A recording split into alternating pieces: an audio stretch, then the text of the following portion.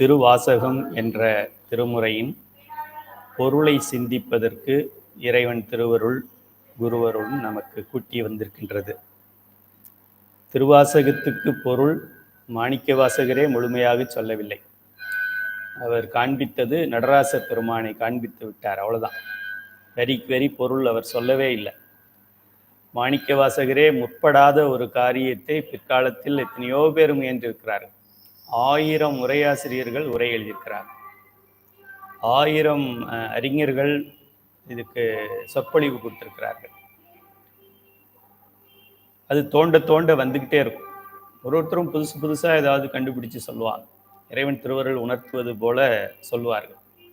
நம்ம கூட சென்ற வகுப்பில் பார்த்தோம், நமச்சிவாய வாழ்க நாதன் தாழ் வாழ்க அப்படிங்கிறது பிறவியின் முதல் ஆக்ஷன், ஃபர்ஸ்ட் ஆக்ஷன் பிறவிக்கு தான். அனாதியிலே ஆணவ மலத்திலே பிடிபட்டு கிடக்கின்ற உயிர்களை மீட்பதற்காக திரோதான சக்தி உயிரை தட்டி விட்டு எழுப்புகிறது. ஜடப்பொருள்களை இயக்கணும்னா யாராவது ஒரு இயக்குனர் வேணும். கார் அதுவா ஓடாது, கப்பல் அதுவா ஓடாது, யாராவது ஒருத்தர் ஓட்டணும். இந்த ஓட்டுற அம்மாவுக்கு பேரு நாமான்னு பேர். நம்ம அம்மான்னு பேர், அதனால நாமான்னு பேர். இந்த முதல் பிறவி, ஃபர்ஸ்ட் பிறவி, அந்த பிறவி தான் முதல் எழுத்து. நாதன் தாள் என்பது, தாள்னா திருவடி, திருவடி என்பது சாயுச்சியம் என்று பெயர் சைவ சித்தாந்தத்தில். திருவடினா அல்டிமேட் பிளிஸ், அல்டிமேட் இன்டெலிஜென்ஸ், அதுதான் திருவடி. அந்த திருவடி சாயுச்சியம் என்கின்ற நிலையில் நாம் இறைவனோட இரண்டர கலக்கின்ற நிலை, சத்து சித்து ஆனந்தம்.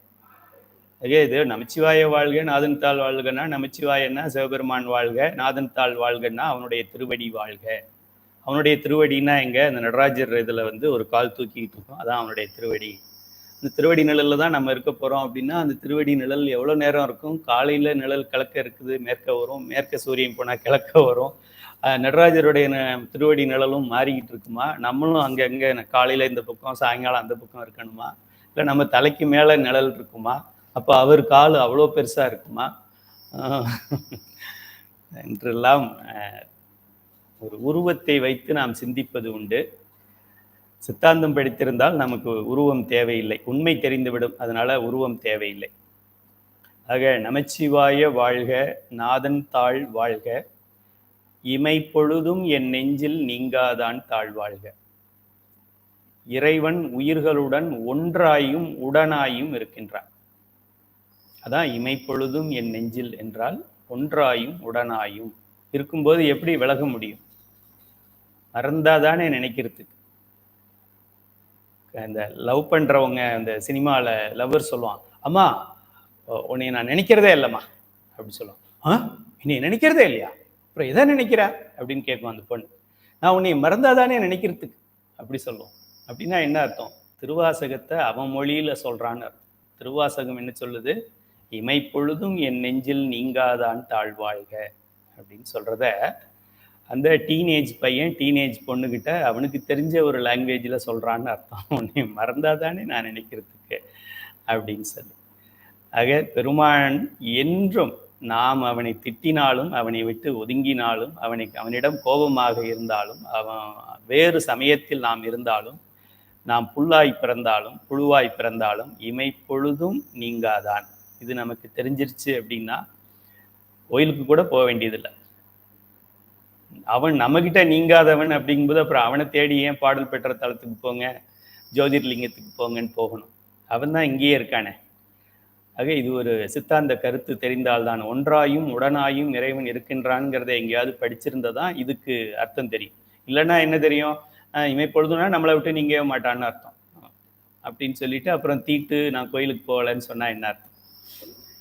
கோகலி ஆண்ட குருமணி தன் தாழ்வாழ்க, ஆகமம் ஆகி நின்று அன்னிப்பான் தாழ்வாழ்க, ஏகன் அநேகன். சைவ சித்தாந்தம் படித்திருந்தால் மட்டும்தான் திருவாசகத்துக்கு பொருள் விளக்கம் தெரியும். ஏகன் அநேகன், ஒன்றாயும் பலவாயும் இருப்பான் அவன். ஒன்றாயும் பலவாயும்னா ஒன்றாக பதியாகி இருக்கின்றான், பலவாகி பசுக்களுடன் கலந்து இருக்கின்றான். பதி பசு, பசுக்கள் பல. அதனாலதான் அவன் அநேகனா இருக்கிறான். இல்லைன்னா அவன் ஏகனாவே இருந்துட்டு போயிடலாம். இந்த பதிகம் முழுவதுமே சைவ சித்தாந்த பதிகம். பின்னாடி வர்றது எல்லாமே சைவ சித்தாந்தம். அங்கே 4 வரியில எங்கேயாவது 3 இடத்துல சைவ சித்தாந்த கருத்து வரும். இங்கே வார்த்தைக்கு வார்த்தை சைவ சித்தாந்தம். ஆக இதுவரையில் யாராவது சைவ சித்தாந்தத்துக்கு அட்மிஷன் போடலைன்னா இன்னும் 3 நாள் டைம் இருக்கு, உடனடியாக போட வேண்டும். அப்புறம் முற்றோதலெல்லாம் அப்புறம் பார்த்துக்கலாம். அதுக்கு 10 முற்றோதல் பண்றதுக்கு பதிலாக ஒரு முற்றெழுதுதல் பண்ணிட்டா போதும். 10 முற்றெழுதுதலுக்கு பதிலாக ஒரு பதி பசு பாசம் கிளாஸ் அட்டன் பண்ணா போதும். ஆக இறைவன் ஆகமமாகி நின்று அன்னிப்பான், ஏகன் அநேகன், இறைவன் அடி வாழ்க. ஆக வாழ்க வாழ்க வாழ்க வாழ்க வாழ்க எழுதிக்கங்க. 6 வாழ்க சொல்லியிருக்கிறார். 6 வாழ்க. இதுக்குண்டான பொருள்களை எல்லாம் நாம் சென்ற வகுப்பிலே பார்த்து விட்டோம். அதுக்கு அடுத்ததாக வேகம் கெடுத்தாண்ட வேந்தன் அடி வெல்க. வெல்க இங்க ஆரம்பிச்சிருக்கு. வெல்க வெல்க வெல்க வெல்க 5 முறை 5 இடத்தில் வெல்க என்ற வார்த்தையை பயன்படுத்தியிருக்கின்றார். பிறப்பருக்கும் பிஞகன்றன் பெய்கடல்கள் வெல்க. பிறப்பருக்கும் அப்படின்னா சைவ சித்தாந்தம் படித்திருந்தால்தான் இதுக்கு பொருள் தெரியும். பிறப்பு என்பது இந்த பசுக்களுக்கு இறைவனால் ஊட்டப்பட்டது. இது மிகப்பெரிய சங்கிலி என்று சொல்லலாம். நம்ம போட்டிருக்க சங்கிலிக்கெல்லாம் ஒரு என்ன சொல்றது, ஒரு 50 ரிங் இருந்தா போறோம், நம்ம சங்கிலியை பண்ணிடலாம். இந்த சங்கிலி பெரிய சங்கிலி. எழுகடல் மணலை அளவிடினும் அதிகம் எனது இடர்பிறவி. கடலை கையால் நீந்தினன் கான், மனித பிறவிக்கு வர்றதுக்கு. ஆக பல பிறவிகள். இந்த பல பிறவிகளிலிருந்து நம்மை யாராவது ஒருவன் மீட்க வேண்டும் என்றால் அந்த பிறவிகளை தெரிந்தவனும் அந்த பிறவிகளுக்கு மேலே இருக்கிறவன் தான் அதை பண்ண முடியும். ஆற்றுல போகிறவனை எவனாவது கைப்பிடிச்சு இழுக்கணும்னா கரையில் இருக்கிறவன் தான் இழுக்க முடியும். முன்னாடி மிதந்துக்கிட்டு போகிறவன் எப்படி இவனை இழுக்கிறது? அட்லீஸ்ட் பின்னாடி வர்றவனுக்கு அது ஒரு சான்ஸ் இருக்குது. நமக்கு முன்னாடி அவன் அடிச்சுக்கிட்டு போயிட்டு இருக்கான், அவன் எப்படி நம்மளை காப்பாற்ற முடியும்? ஆக நம்ம வீட்டில் வச்சிருக்கிற ஃபோட்டோ, சின்ன சின்ன ஃபோட்டோவெல்லாம் வச்சிருக்கிறோமே, அந்த தெய்வங்கள் எல்லாம் நம்மை காப்பாற்ற முடியாது. தெய்வங்களெல்லாம் டிபார்ட்மெண்ட் ஸ்டோர்ஸ் மேனேஜர். ஒருத்தர் அக்கௌண்ட்ஸ் பார்த்துக்குவார், ஒருத்தர் பில்லு போட்டு தருவார், ஒருத்தர் பேக்கிங் பண்ணி தருவார், ஒருத்தர் பழைய உடஞ்சி போன பொருள்களெல்லாம் எடுத்து ரிட்டர்ன் அனுப்புவார். அந்த வேலைகளைத்தான் அந்த தெய்வங்கள் பண்ண முடியும். இறைவன் ஒருவனே பிறப்பை அறுக்க முடியும். ஏனென்றால் அவன் பிறப்பில்லாதவன், பிறப்பை கடந்தவன். பிறப்பருக்கும் பிஞகந்தன் பெய்கடல்கள் வெல்க. புறத்தார்க்கு சேயோன். புறத்தார்க்கு இந்த பதி பசு பாசத்தை படிக்காமல் இதெல்லாம் எனக்கு தேவையில்லை என்று சொல்லுபவர்கள் புறத்தார். பதி பசு பாசம் படிக்கின்றவர்கள் அகத்தார். அகச்சந்தான பிறவர் புறச்சந்தான பிறவர் மாதிரி. புறம் சுந்தரமுத்து சாமிகளை விரண்மிண்ட நாயனார் திருவாரூர்ல அப்படிதான் சொல்றாரு. சிவனடியார்களை வணங்காம போய்கிட்டு இருக்கான், யார்ரா அவன் அப்படின்னு கேட்கிறார். அப்படி சொல்றார். யார் தெரியுமா? சுந்தரர்ரா. எவனா இருந்தா எனக்கு என்னடா, சுந்தரர் புறம். சுந்தரர் புறம் அங்க உள்ள இருக்காரு புற்றீசர் தியாகராசர். காதுல கேட்டுச்சுன்னா அவ்வளவுதான். அவரும் ரொம்ப வேண்டப்பட்டவர். அவங்க புருஷன் பொண்டாட்டிக்குள்ள சண்டை வந்தா இவர் தான் போய் தீர்த்து வைப்பார். இந்த புருஷன் பொண்டாட்டிக்குள்ள சண்டை வந்தா அவர் தான் தீர்த்து வைப்பார். அவ்வளோ நெருக்கம். அப்போ அவனும் புறம். சிவபெருமானை சைவ சமயத்திலிருந்து நீக்கியவர் விரண்மிண்ட நாயனார். அவர் மட்டும் சிவபெருமானை நீக்கவில்லை. இப்போ நம்ம ஜாதியிலேருந்து நீக்கிறாங்க அந்த காலத்தில். இப்போல்லாம் நீக்க சொன்னாலே ஜெயிலில் போட்டுருவாங்க. அந்த காலத்துலலாம் தாழ்ந்த ஜாதியில் யாராவது உயர்ந்த ஜாதி பெண்ணோ ஆணோ அப்படி கலப்பு திருமணம் செய்து கொண்டால் ஊரை விட்டு ஒதுக்கி வைக்கிறதுன்னு சொல்லி தள்ளி வச்சிருவாங்க. அவங்கள எந்த விழாலையும் கலந்துக்க முடியாது. அது போல இருந்தது. அதுபோல சிவபெருமானை சைவ சமயத்திலிருந்து புறமாக ஒதுக்குகிறோம்னு சொல்லி ஒரு நாயன்மார் சொன்னார். அப்படி புறத்தார்க்கு சேயோன். யாரெல்லாம் புறமோ தள்ளி இருப்பார். ஆகமமாகி நிற்கின்றவர்களுக்கு அன்னிப்பார், கூட இருந்து வழிகாட்டுவார். அடுத்தது சிவபெருமானை கரம் குவித்து வணங்குவோம், அப்புறம் சிரம் குவித்து வணங்குவோம். கரம் சிரம் ரெண்டும் மாற்றி மாற்றி வணங்கும், நடுவில் வணங்கக்கூடாது. இங்கே இதய தாமரை இருக்கிறது, இங்கே கபால தாமரை இருக்கிறது, இங்கே 1008 பெட்டல்ஸ்ன்னு சொல்லுவாங்க, அந்த இதழ்கள் இருக்கிறது. இங்கே எத்தனை இதழ்னு நீங்கள் தான் சொல்லணும். ஆக இந்த 2 இடம் தாமரை இருக்கிற இடம். தாமரை இருக்கிறத நம்ம தொட்டு வணங்குறோம். அதனால கரம் குவிய வேண்டும், அப்புறம் சிரம் குவிய வேண்டும். சிவபெருமானுக்கு மட்டும்தான் சிரம் குவிய வேண்டும், வேற யாருக்கும் குவியக்கூடாது. அவனுடைய மூர்த்தங்களுக்கு குவியலாம், முருகன், விநாயகர், சக்தி, அது மாதிரி மூர்த்தங்களுக்கு குவியலாம். மற்றபடி காத்தாயி, கற்பாயி, வீட்டில் இருக்கிற சின்ன சின்ன ஃபோட்டோக்கெல்லாம் கையை மேலே தூக்கி கும்பிடக்கூடாது. இதுவரையில் சென்ற முறை பார்த்தோம். வெல்க வெல்க வெல்க வெல்க என்று 5 வெல்க. இப்போ 6 வாழ்க, 5 வெல்க. ஸோ இதையும் நம்ம பார்த்தாச்சு. அடுத்ததாக நமக்கு போற்றி பதிகங்கள் வந்துவிட்டது. போற்றி. இந்த பிறவி எதுக்காக எடுத்தோம் என்றால் இறைவனை போற்றுவதற்காக எடுத்தோம். யாராவது ஒருத்தர் சிவபெருமானுக்கு போற்றி பதிகம் படிக்கவில்லை, அவனை போற்றவில்லை என்றால் நன்றி கெட்ட நாய் என்று அர்த்தம். ஒரு பேங்க்ல சலான் எழுதுறதுக்கு யாராவது ஒருத்தன் பேனா கொடுத்தாலே திருப்பி கொடுக்கும்போது தேங்க்யூ அப்படி சொல்றோம். யாராவது ஒருத்தர் பஸ்ல உட்கார்றதுக்கு இடம் கொடுத்தா தேங்க்யூ அப்படி சொல்றோம். வேற யாராவது ஒருத்தர் கொஞ்சம் தூரம் பையை தூக்கி கொடுத்து நம்ம கீழே பஸ்ல இருந்து இறங்கும் போது பையை பிடிச்சி கொடுத்தாருன்னா தேங்க்யூ தேங்க்யூ அப்படி சொல்றோம். ஹோட்டல்ல சர்வீஸ் பண்றவன் சர்வீஸ் கொண்டு வந்து இட்லியை வச்சானா தேங்க்யூ சொல்றோம். ஆக இதுக்கெல்லாமே தேங்க்யூ தேவை. பிள்ளைங்களுக்கு நம்ம தான் சொல்லி கொடுக்குறோம், தேங்க்யூங்கிற வார்த்தையை அடிக்கடி பயன்படுத்தணும் அப்படின்னு சொல்கிறோம். ஆனால் நம்ம சிவபெருமானை நோக்கி தேங்க்யூ சொல்கிறதே கிடையாது. சிவபெருமானை நோக்கி ஒன்று குறை சொல்கிறோம், இல்லைன்னா பேசாமல் இருக்கிறோம். சிவபெருமானை நோக்கி தேங்க்யூ தேங்க்யூ தேங்க்யூன்னு சொல்கிறது தான் இந்த போற்றி போற்றி போற்றி. தேங்க்யூக்கு தமிழில் போற்றின்னு பெயர். ஆக இந்த 11வது வரியிலிருந்து 16வது வரி வரை 6 இடங்கள், 6 இல்லை 8 இடம். முதல் வரியிலே 2 இடத்துல வருது. 8 இடங்களில் போற்றி போற்றி போற்றி என்று சொல்லுகிறார். ஸோ அது ஒரு வரியையும் நம்ம பார்க்கலாம். 11வது வரி, சிவபுராணத்தின் 11வது வரியை நாம் இன்று சிந்திக்கின்றோம். ஈசன் அடி போற்றி, எந்தை அடி போற்றி. ஈசன், பெருமானுக்கு பல பெயர்கள் இருக்கு இல்லையா? ஈசன், நாதன், நந்தி, ஈசன், பரமன், சிவன், எத்தனையோ பேர் இருக்கு. 1000 நாமங்கள் கொண்டவன், 1000 நாமங்களுக்கு மேலே கொண்டவன். 1000ன்னு வரையறை பண்ண முடியாது. ஈசன் அப்படிங்கிற ஒரு பொருள் என்ன சொல்லுது அப்படின்னா, எல்லாவற்றையும் உடைமையாக கொண்டவன் என்று பெயர். அதாவது நீங்க எந்த பொருளை இந்த உலகத்துல கண்ணால பார்த்தாலும் அது யாருக்கு சொந்தம் என்றால் சிவபெருமானுக்கு சொந்தம் என்று அர்த்தம். அதனால அவன் ஈசன். அவன் ஈசன்கிறதுனால எல்லா பொருளும் அவனுக்கு சொந்தம்னு அர்த்தம். இப்போ நம்ம எவ்வளோ சண்டை போட்டுக்கிறோம் பாருங்க, இது என்னோடது அது என்னோடது, இந்த செயின் என்னோடது அந்த செயின் என்னோடது. யாராவது ஒரு வீட்டில் அம்மா இறந்துட்டாங்கன்னா அவங்க போட்டிருந்த செயின், வளையல், அதுக்கு அக்கா தங்கச்சிகளுக்குள்ளேயே சண்டைகள் நிறைய. இது எனக்கு தான் வேணும், உனக்கு தான் வேணும், நான் தான் பண்ணி போட்டேன், நான் பாதி பணம் கொடுத்தேன், அப்போ எனக்கு பாதி செயின் கொடு. எல்லா பொருள்களும், இந்த உடம்பும் சிவபெருமானோடது தான். இந்த உலகம் சிவபெருமானோடது.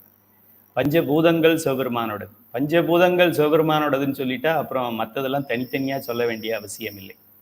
இப்போ பஞ்சபூதங்கள் சிவபெருமானோடதா இல்லையா, இந்த கேள்விக்கு உங்களுக்கு பதில் தெரிந்து விட்டால் அப்போ மற்றதெல்லாம், கடல் சிவபெருமானோடது, கடல்ல இருக்கிற மீன் அதுவும் சிவபெருமானோடது, அப்புறம் கப்பல் அதுவும் சிவபெருமானோடது, விண்டு மில்லு அதுவும் சிவபெருமானோடது.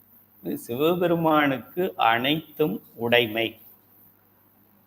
நல்லா குறிச்சுக்கங்க. சைவ சித்தாந்த மாணவர்களாக இருந்தால் தான் இதுக்கெல்லாம் பதில் சொல்ல முடியும். சும்மா இல்லைன்னா ஈசனுக்கு அடி போற்றினா அவன் காலை கும்பிடணும், காலை நல்லா தொட்டு கும்பிடணும், விழுந்து கும்பிடணும், சாஷ்டாங்கமாக கும்பிடணும்னு பதில் சொல்லிட்டு போயிடலாம். இருக்கிறது 3 பொருள்: பதி, பசு, பாசம். பதி நம்பர் 1, சூப்பர் ஸ்டார். இந்த பசு என்பது பதிக்கு அடிமை. எழுதிக்க, அடிமை. இந்த வார்த்தை ரொம்ப ரொம்ப ரொம்ப ரொம்ப முக்கியமான வார்த்தை.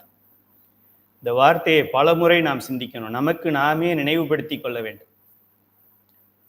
உயிர்கள், எல்லா ஜீவராசிகளும், உயிர்கள்னா 84 லட்சம் யோனி பேதங்கள், எந்த உயிராக இருந்தாலும், சீஃப் மினிஸ்டராக இருந்தாலும், இது யுனைடெட் நேஷன்ஸ் ஜெனரல் செக்ரட்டரியாக இருந்தாலும், உயிர் என்றால் அது இறைவனுக்கு அடிமை அடிமை அடிமை. இப்போ ஒரு அடிமை அந்த காலத்துலலாம் நம்ம பார்த்துருக்குறோம்ல. அடிமைன்னா அந்த தோட்டத்தில் வேலை செய்கிறவங்களெல்லாம் எப்படி வச்சுருப்பாங்க, சாப்பாடு வாசலில் உட்கார வச்சு கொடுப்பாங்க.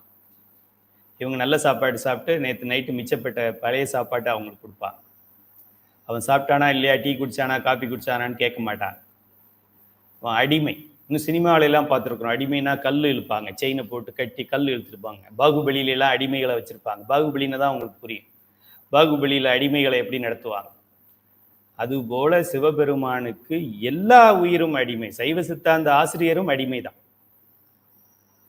இது நமக்கு தெரிஞ்சிருச்சுன்னா நம்ம யாருக்கு விசுவாசமாக இருக்க வேண்டும் அப்படிங்கிறது ரொம்ப தெள்ள தெளிவா உள்ளங்கை நெல்லிக்கனி போல நமக்கு தெரிஞ்சிடும். உயிர்கள் என்றும் என்றும் என்றும் என்றும் என்றும் முன்றும் இன்றும் என்றும் இறைவனுக்கு அடிமை. ஓரறிவா இருந்தாலும் அடிமை, ஈரறிவா இருந்தாலும் அடிமை, 3 அறிவு 4 அறிவு 5 அறிவு 6 அறிவா இருந்தாலும் அடிமை. எஸ்சியாக இருந்தாலும் அடிமை, பிசியாக இருந்தாலும் அடிமை, எம்பிசியாக இருந்தாலும் அடிமை, எஃப்சியாக இருந்தாலும் அடிமை.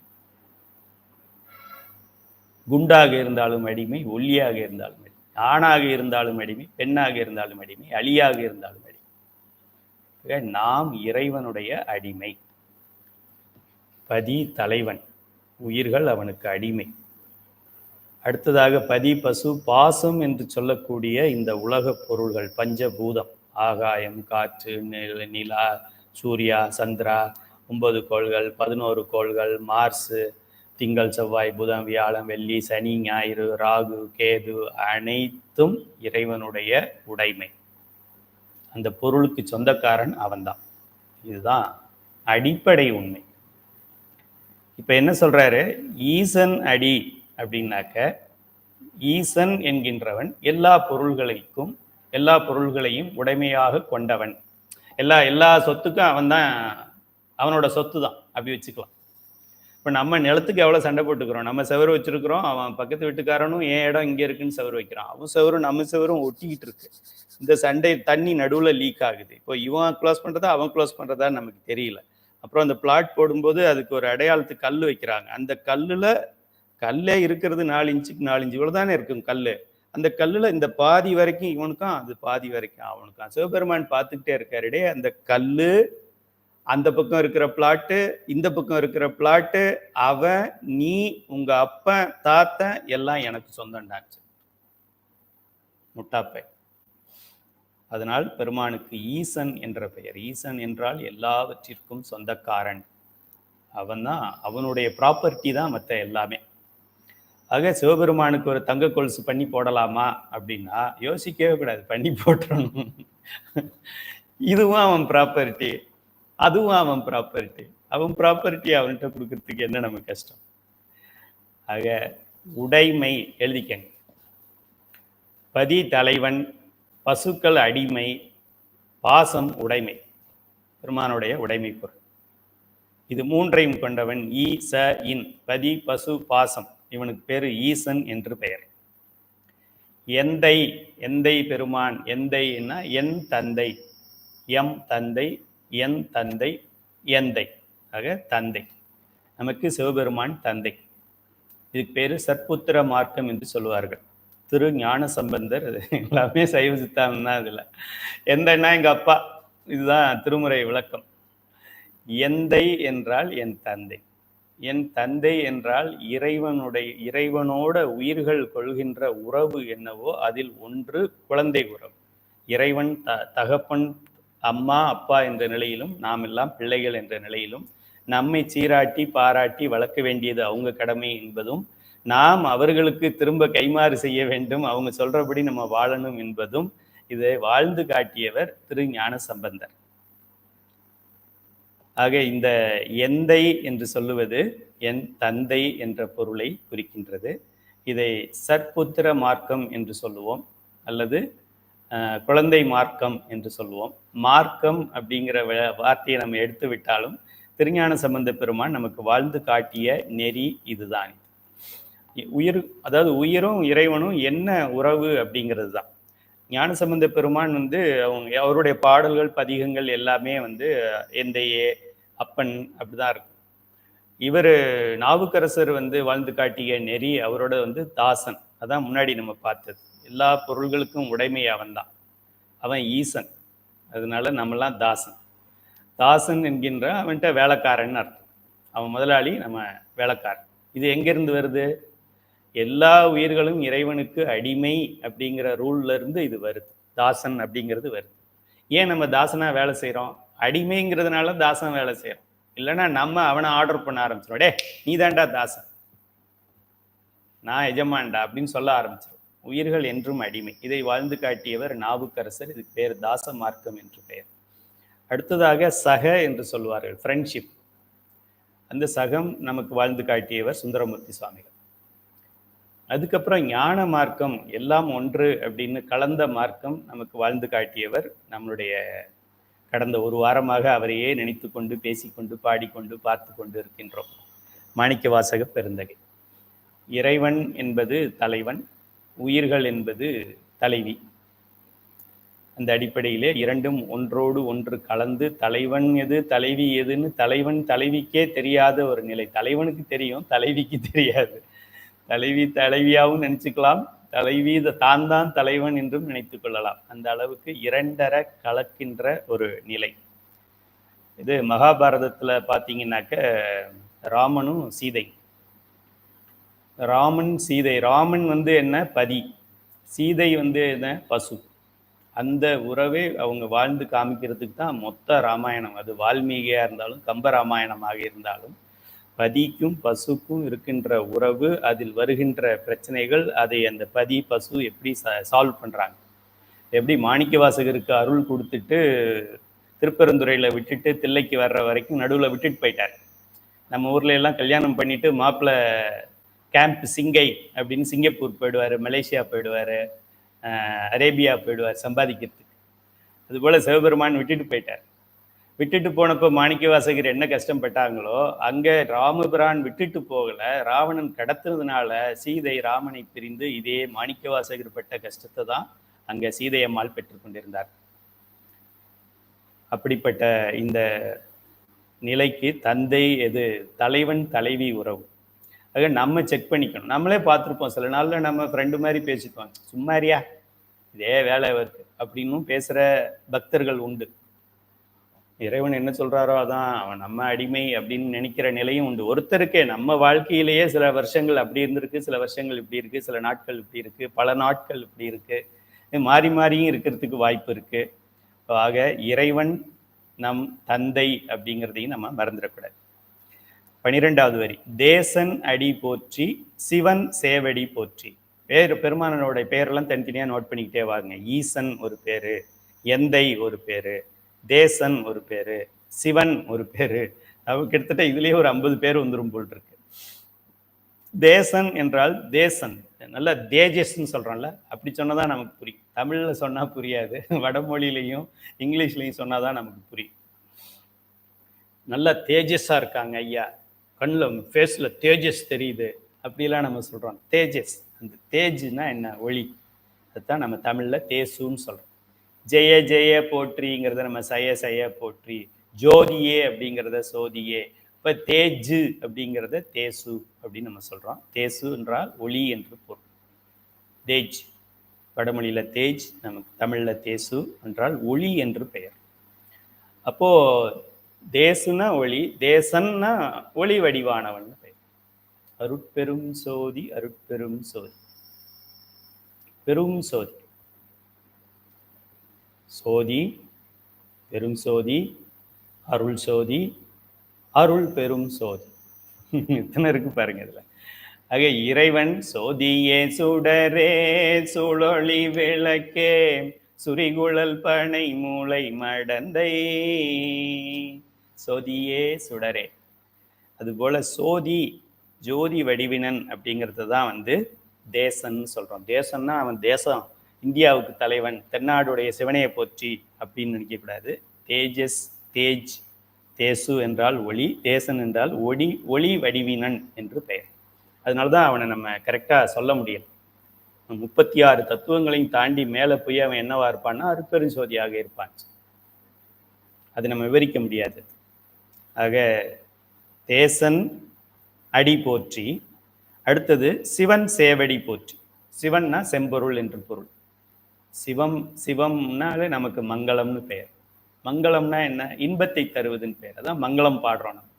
எவனாவது ஒருத்தன் சோக கீதம் பாடுன்னு சொல்லுவாங்களா? தாலி கட்டியாச்சு தாலி கட்டியாச்சு சோக கீதம் பாடு, சட்டி சுட்டாதடா கை விட்டாதடா அப்படி பாடினாலோ, வீடு வரை உறவு வீதி வரை மணியம் யாரிச்சு அப்படின்னு சொல்லுவாங்க.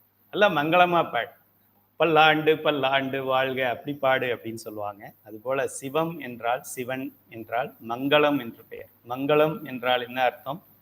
துன்பம் இல்லாதது, இன்பமே நிறைந்தது என்று பொருள். ஆக இந்த சிவம் என்றது செம்பொருளை குறிக்கின்றது. சேவடி என்றால் சிவந்த திருவடி, அடி சேவடி. சேவடி என்றால் சிகப்பான அடி. சிகப்பு சொல்றோம்ல, கிராமத்தில் அப்படி சொல்லுவாங்க, சிகப்பு கலர் அப்படின்னு சொல்லுவாங்க. சிகப்புங்கிறத சிகப்புன்னு சொல்லுவாங்க. அதான் அந்த சேவடினா செம்மையான அடி என்று பெயர். அவனுடைய உருவமும் அப்படித்தான், நெருப்பு மாதிரி தான். ஐயா பெரிய புராணம் ஆசிரியர் ஸ்ரீனிவாசன் ஐயா அடிக்கடி இதை சொல்லிக்கிட்டே வருவான். சிவபெருமான் எங்களுடைய வாட்ஸ்அப் குரூப்ல இருக்காங்க இல்லையா ஐயா, அதுல யாராவது காலையில போஸ்டர் போட்டு விடுவாங்க, காலை வணக்கம் சிவபெருமான் அப்படியே ஏதோ இது மெடிடேஷன்ல உட்காந்துருக்கிற மாதிரி நல்லா ப்ளூ கலர்ல ஒன்று வரைஞ்சிருப்பாங்க, ஈஸ்ட்மேன் ப்ளூன்னு சொல்லுவாங்களே அந்த கலர்ல. உடனே ஐயா போடுவாங்க, இது அபத்தம் அபத்தம் அபத்தம், ஈசன் இந்த கலர்ல வரையக்கூடாது அப்படின்னு சீனிவாசன் ஐயா போடுவாங்க. ஆக ஈசன் செம்மையானவன், சிகப்பா இருப்பார் சாமி, செக்க செவேர்னு இருப்பார், நெருப்பு சிகப்புல இருப்பார். அப்படிப்பட்ட திருவடிக்கு சொந்தக்காரன் நம்ம தலைவன். நேயத்தே நின்ற நிமலன் அடி போற்றி. நேயம் என்றால் என்ன? நேயர்களுக்கு, நேயர்களே நேயம், நேயத்துடன் பேசுங்க அப்படின்னா நேயம் என்றால் நமக்கு அன்பு என்று பெயர். நேயம் அடிக்கடி கிறிஸ்தவர்கள் யூஸ் பண்ணுவாங்க அதை. நேயம் என்றால் அன்பு என்று பொருள். ஆக அந்த நேயத்தே நின்ற நிமலன் அடி போற்றி. நிமலன்னா என்ன? நிர்மலன், நிர்மலன், மலம் இல்லாதவன். மலம் இல்லைன்னா என்ன? நம்ம கூட மலம் பிடிச்சிருக்கிறதுனால தான் அழுக்கா இருக்கு, சிற்றறிவு இருக்கு, அறிவித்தால் அறியும் அறிவா இருக்கு, தான் வியாபக பொருள்னு தெரியாம இருக்கு, நமக்கு இவ்வளவு சக்தி இருக்கிறது தெரியாது, இச்சா சக்தி, கிரியா சக்தி, ஞான சக்தி முருகனுக்கு மட்டுமா இருக்கு, அம்பாளுக்கு மட்டுமா இருக்கு, நமக்கும் இருக்கு, எனக்கும் இருக்கு. ஆனா இது தெரியாது. ஏன் தெரியாது? ஆணவ மலம் மறைச்சிருக்கிறதுனால தெரியாது. இல்லைன்னு இல்லை, இருக்கு, இருக்கிறது தெரியல நமக்கு. ஆக சிவபெருமானுக்கு ஏன் இதெல்லாம் தெரியுது அப்படின்னா, அவனை மலம் மறைக்கலை, அதனால எல்லாம் தெரியுது. நம்மளை மறைச்சிருக்கு, அதனால நமக்கு தெரியலை. அது சிவபெருமானுக்கு என்ன இருக்கோ அது நமக்கும் இருக்கு. நமக்கு மறைக்கப்பட்டிருக்கிறதுனால தெரியல, அவனுக்கு மறைக்காம இருக்கிறதுனால தெரியுது. அதனால அவன் ஏதோ பெரிய ஆள் மாதிரி காமிச்சிக்கிட்டு இருக்கான். நம்மளும் மறைப்பு விலகிடுச்சுன்னா நம்மளே சிவா வா ஒத்தைக்கு ஒத்த பார்த்துடலாம் அப்படின்னு நம்மளும் நிற்கலாம். ஆக நிமலன் என்றால் நிர்மலன், தூய்மையானவன். மலம் இல்லை அப்படின்ட்டாலே ஆட்டோமேட்டிக்காக தூய்மை, அதாவது அழுக்கே இல்லை, வீட்டில் டஸ்டே இல்லை, வீட்டில் தூசியே இல்லை அப்படின்னா என்ன அர்த்தம்? தூசி இல்லை என்றால் சுத்தமாக இருக்கிறது என்று அர்த்தம். அதுபோல நிர்மலன், நிமலன் அப்படின்னா அவன் தூயவன் என்று பொருள். இப்போ நேயத்தில் நின்ற நிமலன் அடி போற்றி, இதுதான் ரொம்ப அருமையான வார்த்தை. எதுல நிற்கிறாரு சிவபெருமான்? உடனே நம்ம சொல்லுவோம், அந்த ஒரு வாரமா நம்ம எங்க பார்த்துருக்கோம் சிவபெருமான? முயலகன் மேல நிற்கிறாரு. புத்திசாலி மாணவியோட பதில் அது. முயலவன் மேல நிக்கல, அன்பில் நிற்கிறான். முயலகன்லாம் சின்ன பிள்ளைங்களுக்கு பாடம் நடத்துறது, A for apple, B for boy. ஞானிகளுக்கு எதுல நிற்பான்? ஞானிகளுக்கு முயலகனே கிடையாது. அவங்க கண்ணில் முயலகனே தெரிய மாட்டான். ஞானிகள் சரியை கிரியை யோகம் ஞான நிலையில வந்தவங்களுக்கு முயலகனே கண்ணுக்கு தெரிய மாட்டான். அவர்கள் இந்த இந்த என்ன சொல்றது, ஆணவ மலத்திலிருந்து நீங்கியவர்கள், மாயையிலிருந்து நீங்கியவர்கள். அப்படிங்கும்போது அவங்களுக்கு எப்படி முயலகன் தெரியும்? அப்ப எதுல நிற்கிறான் இறைவன்? அவன் அன்புல நிற்கிறான். ஏன் அன்புல நிற்கிறான்? அவன் உடம்பே அன்பு தான், உடம்பே அருள் தான், உடம்பே அறிவு தான், உடம்பே ஞானம் தான், தூய உடம்பினன் அவன். அதனால் நம்ம இங்க நேயத்தே நின்ற நிமலன் அடி போற்றி. நேயம், நிமலன், நேயத்தில் நிற்கின்றதால் அவன் நிமலன். அப்படிப்பட்டது இந்த நேயத்தே நின்ற நிமலன் அடி போற்றி. மாய பிறப்பருக்கும் மன்னன் அடி போற்றி. மாய பிறப்பு, இந்த பிறப்பு எதுல நடக்குது? சைவ சித்தாந்தம் படிக்கலைன்னா இந்த மாய பிறப்புனா என்ன தெரியுமா? மாயமா போற பிறப்பு, அதான் மாய பிறப்பு. மாயமா போயிடுதுல்ல, நம்ம தாத்தா மாயமா போயிட்டாரு, அண்ணன் மாயமா போயிட்டாரு, அதான் மாயமா போறதுக்கு பேரு மாய பிறப்பு. சைவ சித்தாந்தமானவன் என்ன சொல்லுவான்? மாய பிறப்பு, மாயா பிறப்பு, அதனால அது மாய பிறப்பு. மா யா என்றாலே தோன்றும் அழியும், தோன்றும் அழியும். மா யா மா யா மா யா மா யா மா யா யா மா யா மா யா மா யா மா யா மா. திருஞான சம்பந்தர் பதிகம் ஞாபகம் வந்துடும் நமக்கு. மா மா மா மா யா மா மா அப்படின்னே ஒரு பாடல் எழுதியிருப்பார். ஆக மா யா என்றால் அழிதலும் தோன்றுதலும், அழிதலும் தோன்றுதலும், அழிதலும் தோன்றுதலும். அழிதலும் கிடையாது, தோன்றுதலும் கிடையாது. அழிதல் தோன்றுதல், அழிதல் தோன்றுதல், அழிதல் தோன்றுதல், அழிதல் தோன்றுதல் அப்படிங்கிறதுனால நிலை இல்லாதது. மாயா என்பது நிலை இல்லாதது என்பது நமக்கு தெரிஞ்சுக்கணும். ஆக திரும்ப 3 பொருள் தான் இருக்கு. பதி இருக்கு, பசுவாகிய உயிர் மட்டும் இருக்கு, மீதி எல்லாம் நிலையில்லாத பொருள் அப்படின்னு தெரிஞ்சுக்கணும். என்னுடைய உடம்பும் நிலையில்லாதது, நான் வாங்கியிருக்கிற முனைவரும் நிலையில்லாதது, நான் சம்பாதிச்சிருக்கிற செல்வம் நிலையில்லாதது, என்னுடைய குடும்பம் நிலையில்லாதது, என்னுடைய குழந்தைகள் நிலையில்லாதது, என்னுடைய பேச்சு நிலையில்லாதது. இப்போ மூச்சு ஓடிக்கிட்டு இருக்கிறதுனால பேச்சு வந்துக்கிட்டு இருக்கு. கொஞ்ச நேரம் மூச்சு 1 மணி நேரம் நின்று போயிடுச்சுன்னா நம்ம மாணவர்கள் கொஞ்சம் டீசெண்டாக இறைவன் திருவடி நிழலில் நீக்கமர நிறைந்திருக்க வேண்டுகிறேன். அதை கூட சுருக்கமாக ஒருத்தர் ஈத்தி நீ நீ நீ நீ நீ கூ அப்படின்னு போட்டு விடுவாங்க. ஏன்னா அந்த இறைவன் திருவடி நிழலில் ஐயாவின் ஆன்மா இறைவன் திருவடி நிழலில் நீக்கமர நிறைந்திருக்க வேண்டுகிறேன்னு எழுதுற அளவுக்கு கூட பொறுமை. அதுக்கு பேர் தான் மாயான்னு பேர். அதுக்கு ஒரு சுருக்கம் கண்டுபிடிச்சிருவாங்க. ஹாப்பி பர்த்டேன்னு சொல்றதுக்கு பதிலாக ஹெச்பிடின்னு போட்டுடுறாங்க. ஹெச்பிடி. அவன் மெசேஜ் பண்றான், டுடே மை பிடி அப்படின்னு போடுறான். இவன் ஒன்று ஹெச்பிடி. அவன் டுடே மை பிடி. அவன் டுடேங்கிறதுக்கு எத்தனை எழுத்துப்பா? 5 எழுத்து. மை 2 எழுத்து 7, பிடி 9 எழுத்துல அவன் மெசேஜ் பண்றான். இவன் 3 எழுத்துல சொல்லிடுறான், ஹெச்பிடி, ஹாப்பி பர்த்டே. பதி பசு பாசம் 3 எழுத்து படிக்காததுனால வர்ற விளைவு அது. ஓகே. நிலையாமையுடைய பிறப்பு இறப்பு, தோன்றுதல் அழிதல், தோன்றுதல் அழிதல், தோன்றுதல் அழிதல்னா என்ன? பிறக்கிறது இறக்கிறது, பிறக்கிறது இறக்கிறது. பிறப்பதற்கே தொழிலாகி இறக்கின்றாரே, இறப்பதற்கே தொழிலாகி பிறக்கின்றாரே. எதுவாக இருந்தாலும் அப்பர் பெருமான் சொன்னதுபடி இந்த மாய பிறப்பறுக்கும் மன்னன் அடி போற்றி. முன்னாடி பேசினமே அதான், மாய பிறப்பறுக்கும் மன்னன் அடி போற்றி. இந்த மாயையில் இருக்கின்ற இந்த பிறப்பு, முதல்ல ஒரு பிறப்பு, அந்த பிறப்புல நல்வினை தீவினை செய்தோம், அது கண்மம் ஆயிடுச்சு, கண்மமானது சஞ்சிதமாச்சு, சஞ்சிதத்துக்கு பிரார்த்தம் வந்துச்சு, பிரார்த்தத்துக்கு ஆகாமியம் வந்துச்சு, ஆகாமியம் திரும்ப சஞ்சிதம் ஆயிடுச்சு, சஞ்சிதத்துல திரும்ப பிரார்த்தம் வந்துச்சு, நடுவுல கண்மம் இருக்கு, மாயை இருக்கு. கண்மம் மாயை ஆணவம், கண்மம் மாயை ஆணவம், ஆணவம் கண்மம் மாயை, மாயை கண்மம் ஆணவம், மாயை கண்மம் ஆணவம். பிறந்து பிறந்து பிறந்து பிறந்து பிறந்து பிறந்து பிறந்து பிறந்து பிறந்து பிறந்து இன்னும் பிறக்க போறோம். இதை யாராவது ஒருத்தன் வந்து சிசர் போட்டு கட் பண்ணணும், ரிப்பன் கட் பண்ணணும் அப்படின்னா, இந்த கட் பண்ற தகுதி யாருக்கு இருக்கு என்றால் இந்த கஷ்டத்துல இல்லாதவனுக்கு தான் இருக்கு. ₹1,00,000 கடன்ல இருக்கிறவனுக்கு யார் அவனை காப்பாற்ற முடியும்? ₹1,00,00,000 கடன்ல இருக்கிறவன் அவனை எப்படி காப்பாத்துறது? இல்ல இன்னொரு ₹1,00,000 கடன் வச்சிருக்கிறவன் எப்படி காப்பாற்ற முடியும்? கடன் இல்லாம செல்வத்தோட இருக்கிறவன் தான் கடன்ல இருக்கிறவனை காப்பாற்ற முடியும். ஆக பிறவி என்கின்ற கடன்ல நம்ம இருக்கும்போது நம்ம ஒருத்தன் வந்து பெயில் அவுட் பண்ணணும், பெயில் கொடுக்கணும் அப்படின்னாக்க அதுக்கு மேல இருக்கிறவன் தான் கொடுக்க முடியும். கோர்ட்டில் பெயில், ஒரு குற்றவாளிக்கு பெயில் கொடுக்குறாங்க. இப்போ டெல்லி முதலமைச்சருக்கு இன்னைக்கு பெயில் கொடுக்கறதா இல்லையா அப்படின்னு கோர்ட் ஜட்ஜ்மெண்ட் கொடுத்தாங்க. ஜட்ஜுக்கே தெரியும் அவர் இன்னொரு கேஸ்ல அவர் பிரிசனா இருக்காரு, உள்ள இருக்காரு, குற்றவாளியா இருக்காருன்னு. இந்த ஜட்ஜ் என்ன பண்ணிட்டாரு, இந்த கேஸ்ல அவருக்கு நான் பெயில் கொடுக்குறேன்னு சொல்லிட்டாரு. ஆக பேப்பர்ல பெயிலு, பிசிக்கலா ஜெயில். அப்படி மாயை இதெல்லாம். ஆக எது மாயை எது சிவம் அப்படிங்கிறது நமக்கு தெரியணும்.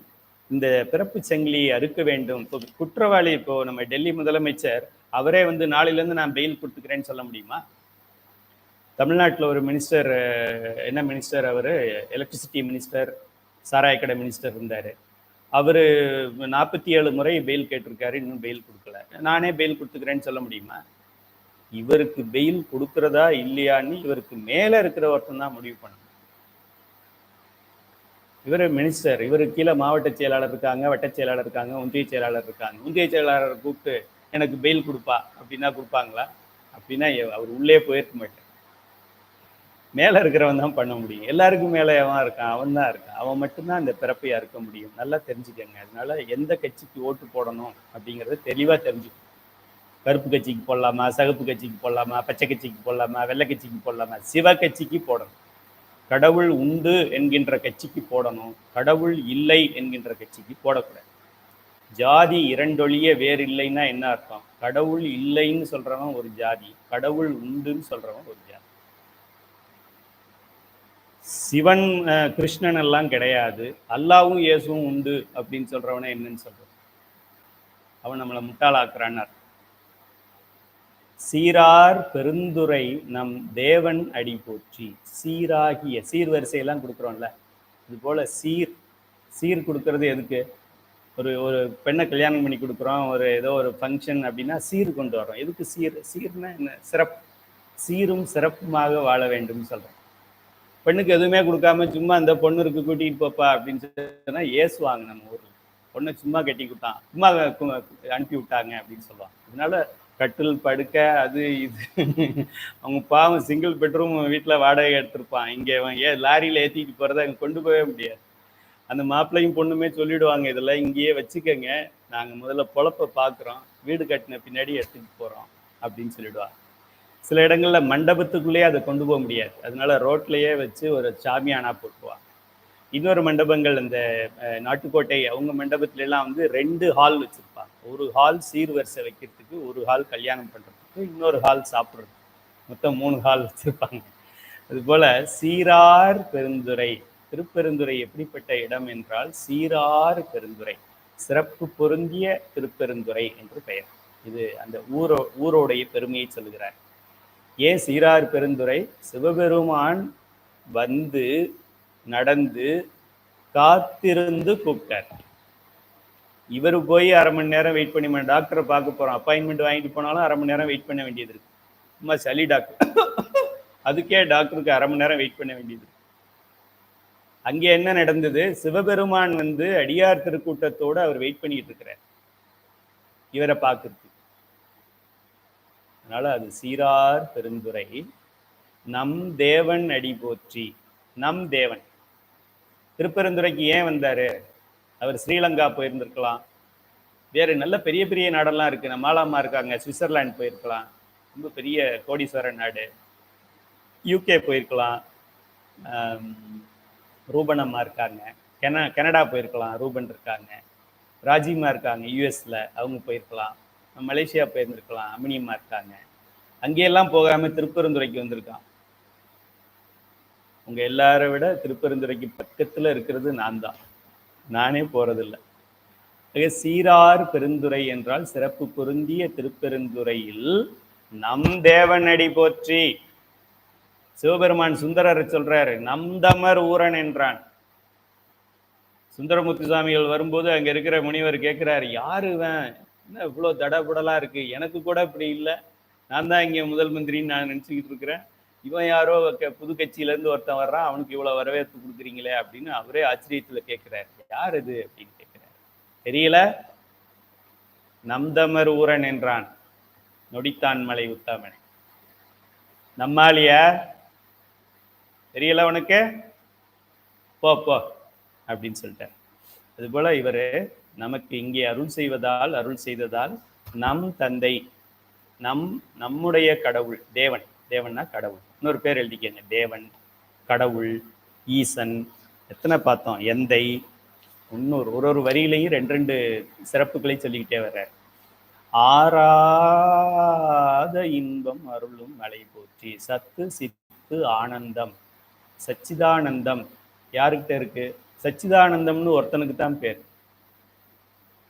நம்ம ஊர்ல வச்சிருக்கிற பேர்லாம் கணக்குல வச்சுக்காது. நீங்க ஆஞ்சநேயருக்கு போய் சச்சிதானந்தம்னு சொல்ல முடியுமா? பெருமாளுக்கு சொல்ல முடியுமா சச்சிதானந்தம்? பிரம்மனுக்கு சொல்ல முடியுமா சச்சிதானந்தம்? சச்சிதானந்தம் என்று சொல்ல வேண்டும் என்றால் அவன் ஒருவனாகத்தான் இருக்க வேண்டும். சத்து சித்து ஆனந்தம் 3 இருக்கணும், 3 முழுமையாக இருக்க வேண்டும். சத்துல 100%, சித்துல 100%, ஆனந்தத்துல 100%. இப்போ நீட்ல மார்க் எடுக்கிறாங்கல்ல, பிசிக்ஸ்ல 100, கெமிஸ்ட்ரியில 100, மேக்ஸ்ல 100. பிஎஸ்டியா பிஎம்டி அது மூணுத்துலையுமே 100 அவுட் ஆஃப் 100, 200 அவுட் ஆஃப் 200. அது போல 200 அவுட் ஆஃப் 200 இந்த மூணுத்துலையுமே சத்துலையும் சித்துலையும் ஆனந்தத்திலையும் கொண்ட ஒருவன் சிவபெருமான், நம் தலைவன். மறந்துடாதீங்க. அவன் ஏதோ சிவபெருமான் அங்கே இருக்கான், சிவபெருமான் அங்கே இருக்கான், கண்ணை குத்திடுவான், காதை பிடிச்சி இழுத்துருவான், தலையில கொட்டு போட்டுருவான், சோதிச்சிருவான், அடிச்சிருவான், உடைச்சிருவான், முழங்கால உடைச்சி விட்டுருவான், குடும்பத்தை பிரித்து விட்டுருவான், பிஸ்னஸை கலைச்சி விட்டுருவான், அப்படிலாம் நினைக்காதீங்க. நம் தலைவன் அவன். ஆறாத இன்பம் அருளும் மலை போற்றி. ஆறாத இன்பம், திகட்டாத இன்பம், இன்பத்திலேயே அல்டிமேட் இன்பம். நீங்க இது வரைக்கும் எவ்வளோ உங்க சின்ன வயசுல இருந்து ஏதாவது ஒரு இன்பத்தை யோசிச்சு பாருங்க. என்ன இன்பம் பெரிய இன்பம்? திருமணமானவர்களுக்கு அந்த திருமண நாள் அது இன்பமா இருந்திருக்கும், அன்னைக்கு ஒரு நாள் இன்பமா இருந்திருக்கும். சரி, வேற என்ன இன்பம் இருந்திருக்கும்? நமக்கு பெரிய மேடையில கூப்பிட்டு எல்லாரும் முன்னாடி நம்மளை அறிமுகப்படுத்தும் போது ஒரு இன்பம் இருந்திருக்கும். அப்புறம் வேற எதுல இன்பம் இருந்திருக்கும்? நம்ம பெற்றோர் உன்னை போல ஒரு பிள்ளை எனக்கு கிடைச்சது ரொம்ப நான் ஏதோ தவம் செஞ்சிருக்கேன், என் வயிறு ஏதோ புண்ணியம் செஞ்சிருக்குன்னு அம்மா சொல்லும்போது நமக்கு இன்பமா இருக்கும். அப்படி எந்த இன்பத்தை நீங்கள் எடுத்தாலும் ஒரு இன்பத்தை நம்ம நினைச்சு பார்த்து, இப்ப நான் சொன்னதெல்லாம் நான் என்னுடைய மெமரியில 55 வருஷம் பின்னாடி போயிட்டு எது இன்பம் எது இன்பம், நான் பிறந்தது இன்பம்னு சொல்ல முடியல, ஏன்னா பிறந்தப்பவே அழுதேன், அதனால அதை இன்பம்னு சொல்ல முடியாது. அதுக்கப்புறம் என்னென்ன நடந்தது? ஸ்கூலுக்கு போகிறது இன்பமா? ஸ்கூலுக்கு children walk to school, children runs home, runs back home அப்படிம்பாங்க. பார்த்துருக்கீங்களா? பழமொழியே. குழந்தைங்க ஸ்கூலுக்கு போகும்போது ஏதாவது ஓடுதா, நம்புறேன் ஸ்கூலுக்கு நம்புறேன் ஸ்கூலுக்கு நம்புறேன் ஸ்கூலுக்கு அப்படின்னு தலைகால் புரியாம கீழே மேடு பள்ளத்தை கூட பார்க்காம, நடுவில் சைக்கிள் வர்றதை பார்க்காம இந்த குழந்தையாவது ஓடுதா? மெதுவா நடக்கும். Children walk to school. ஆனா சாயங்காலம் பெல் அடிச்ச பின்னாடி தட்ட தட்ட தட்ட தட்ட தட்ட தட்ட தட்ட தட்ட வீட்டில்தான் நிற்கும். ஏன் அப்படி? எது அதுக்கு இன்பம் கொடுக்குதோ அதை நாடுது. நமக்கு இன்பம் கொடுக்குறவன் சிவபெருமான், அவனை நாட மாட்டேங்க. நம்மதே சின்ன பிள்ளையில புத்திசாலியா இருந்தோம், நடுவில் கொஞ்சம் அறிவு மழுங்கி போயிடுச்சு நமக்கு. ஆறாத இன்பத்தை கொடுக்கின்ற அருள் மலை போற்றி. மலை போன்றவனா, சின்ன இன்பம் கிடையாது. இவ்வளோன்ட்டு இருந்தா தானே கொஞ்சமா கொடுக்கணும். பெரிய மலை மாதிரி இருந்தா எவ்வளோ வேணாலும் அள்ளி கொடுக்கலாம். ஆக ஆறாத இன்பத்தை அருளுகின்ற மலை. அண்டர்லைன் பண்ணிக்க இந்த வார்த்தையை. சிவபெருமான் என்றாலே சிவன் எப்படிப்பட்டவன்? ஆறாத இன்பம் அருளும் மலை அப்படின்னு நீங்க தான் மற்றவங்களுக்கு சொல்லலாம். அம்மா முற்றோதல் பண்ணிட்டேன், ஆறாத இன்பம் அருளும் மலை போற்றி அப்படியெல்லாம் பாடிட்டு நானும் 200 முற்றோதல் பண்ணிட்டேன் அப்படின்னு சொல்லக்கூடாது. சிவபெருமான் எப்படிப்பட்டவன்? ஆறாத இன்பம் அருளும் மலை. இதுதான் சிவபெருமானுக்கு டெஃபினேஷன். நமக்கு இது நம்ம மற்றவங்களுக்கு சொல்றதை விடுங்க, நமக்கு இது தெரிஞ்சிருச்சுன்னா ஆறாத இன்பம் அருளும் மலையா? ஆறாத இன்பமா? இன்பம் அருளுமா? சிவபெருமான் இன்பம் அருள்ற சாமியா? சிவபெருமான்னா செத்ததுக்கு அப்புறம் முத்தி கொடுக்குற சாமி தானே, அழிக்கிற சாமி தானே. எப்படி இன்பத்தை அருள முடியும்?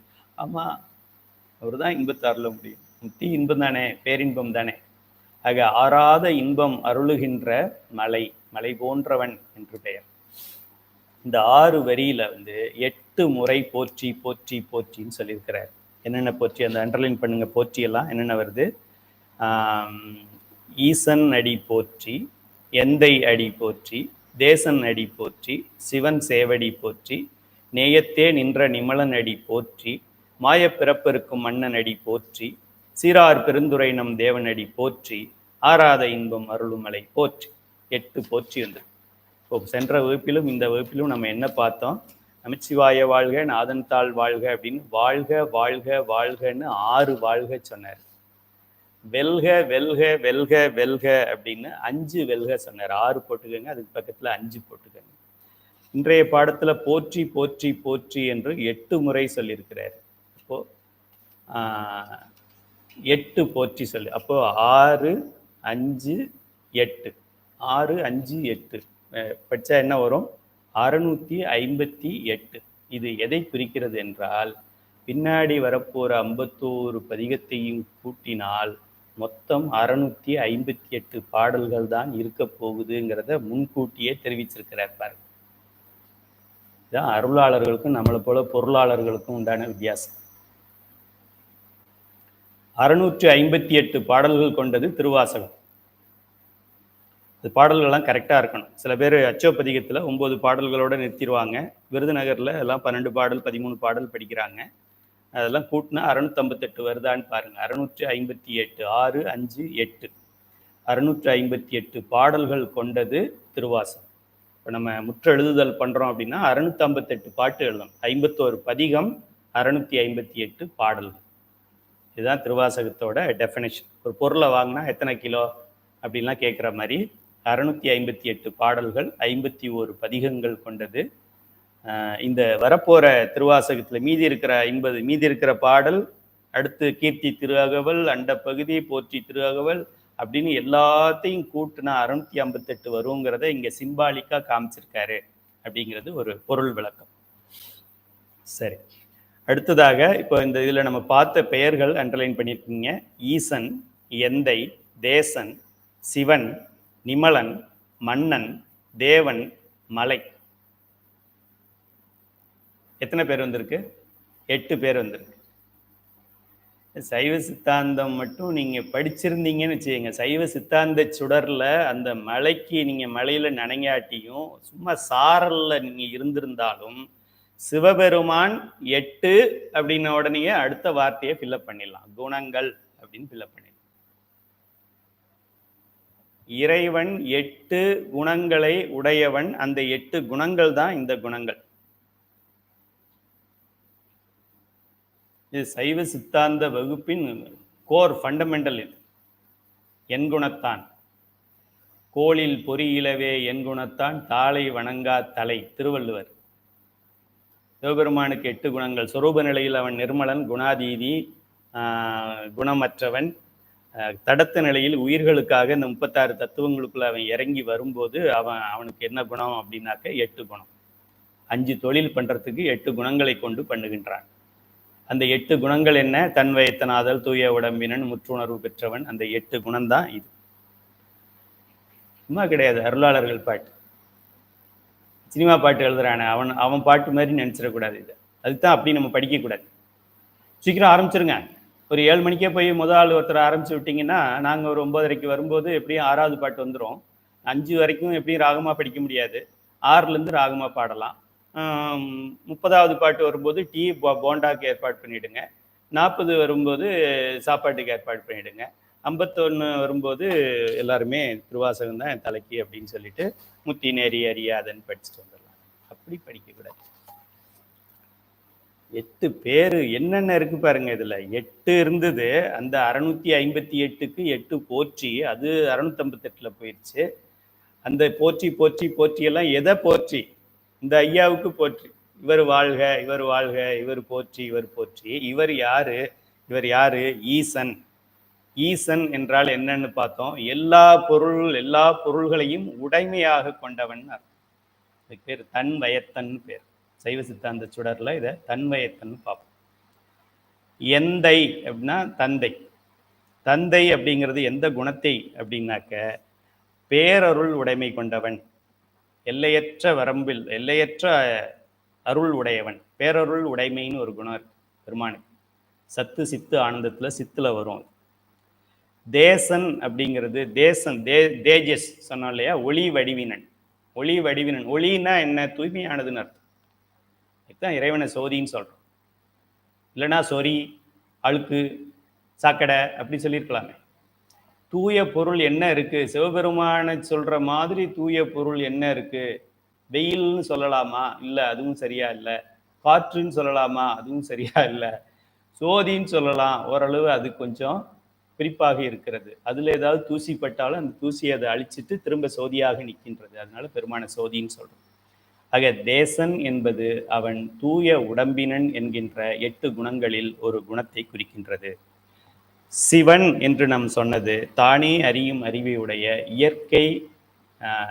இயற்கை உணர்வு அப்படின்னு ஒரு குணம் இருக்கு பெருமானுக்கு. இயற்கையாகவே அவனுக்கு தெரியும். கண்ணால தான் பார்க்கணும், காதால பார்க்க முடியாது. கண்ணால பார்த்தா தான் தெரியும். கண்ணு தெரியலைன்னா உலக பொருள் எதுவுமே தெரியாது. சிவபெருமானுக்கு அப்படி கிடையாது. சிவபெருமானுக்கு நம்ம மாதிரி கண்ணு போடணும், கண்ணாடி போடணும் அப்படிலாம். சிவபெருமானுக்கு 50 வயசு ஆகிட்டா கண்ணாடி போடணுமா? சின்ன எழுத்தெல்லாம் தெரியாதா? அவன் உடம்பு வந்து நம்ம உடம்பு மாயையால் செய்யப்பட்டது. அதனால மாயா காரியங்கள் அதுல நிகழும். சிவபெருமானுடைய உடம்பு அவன்கிட்ட மாயைன்னா எல்லாம் தள்ளி நிற்கும். பதியினை சென்று அணுகா பசுபாசம், பதி அணுகில் பசுபாசம் நிலாவே.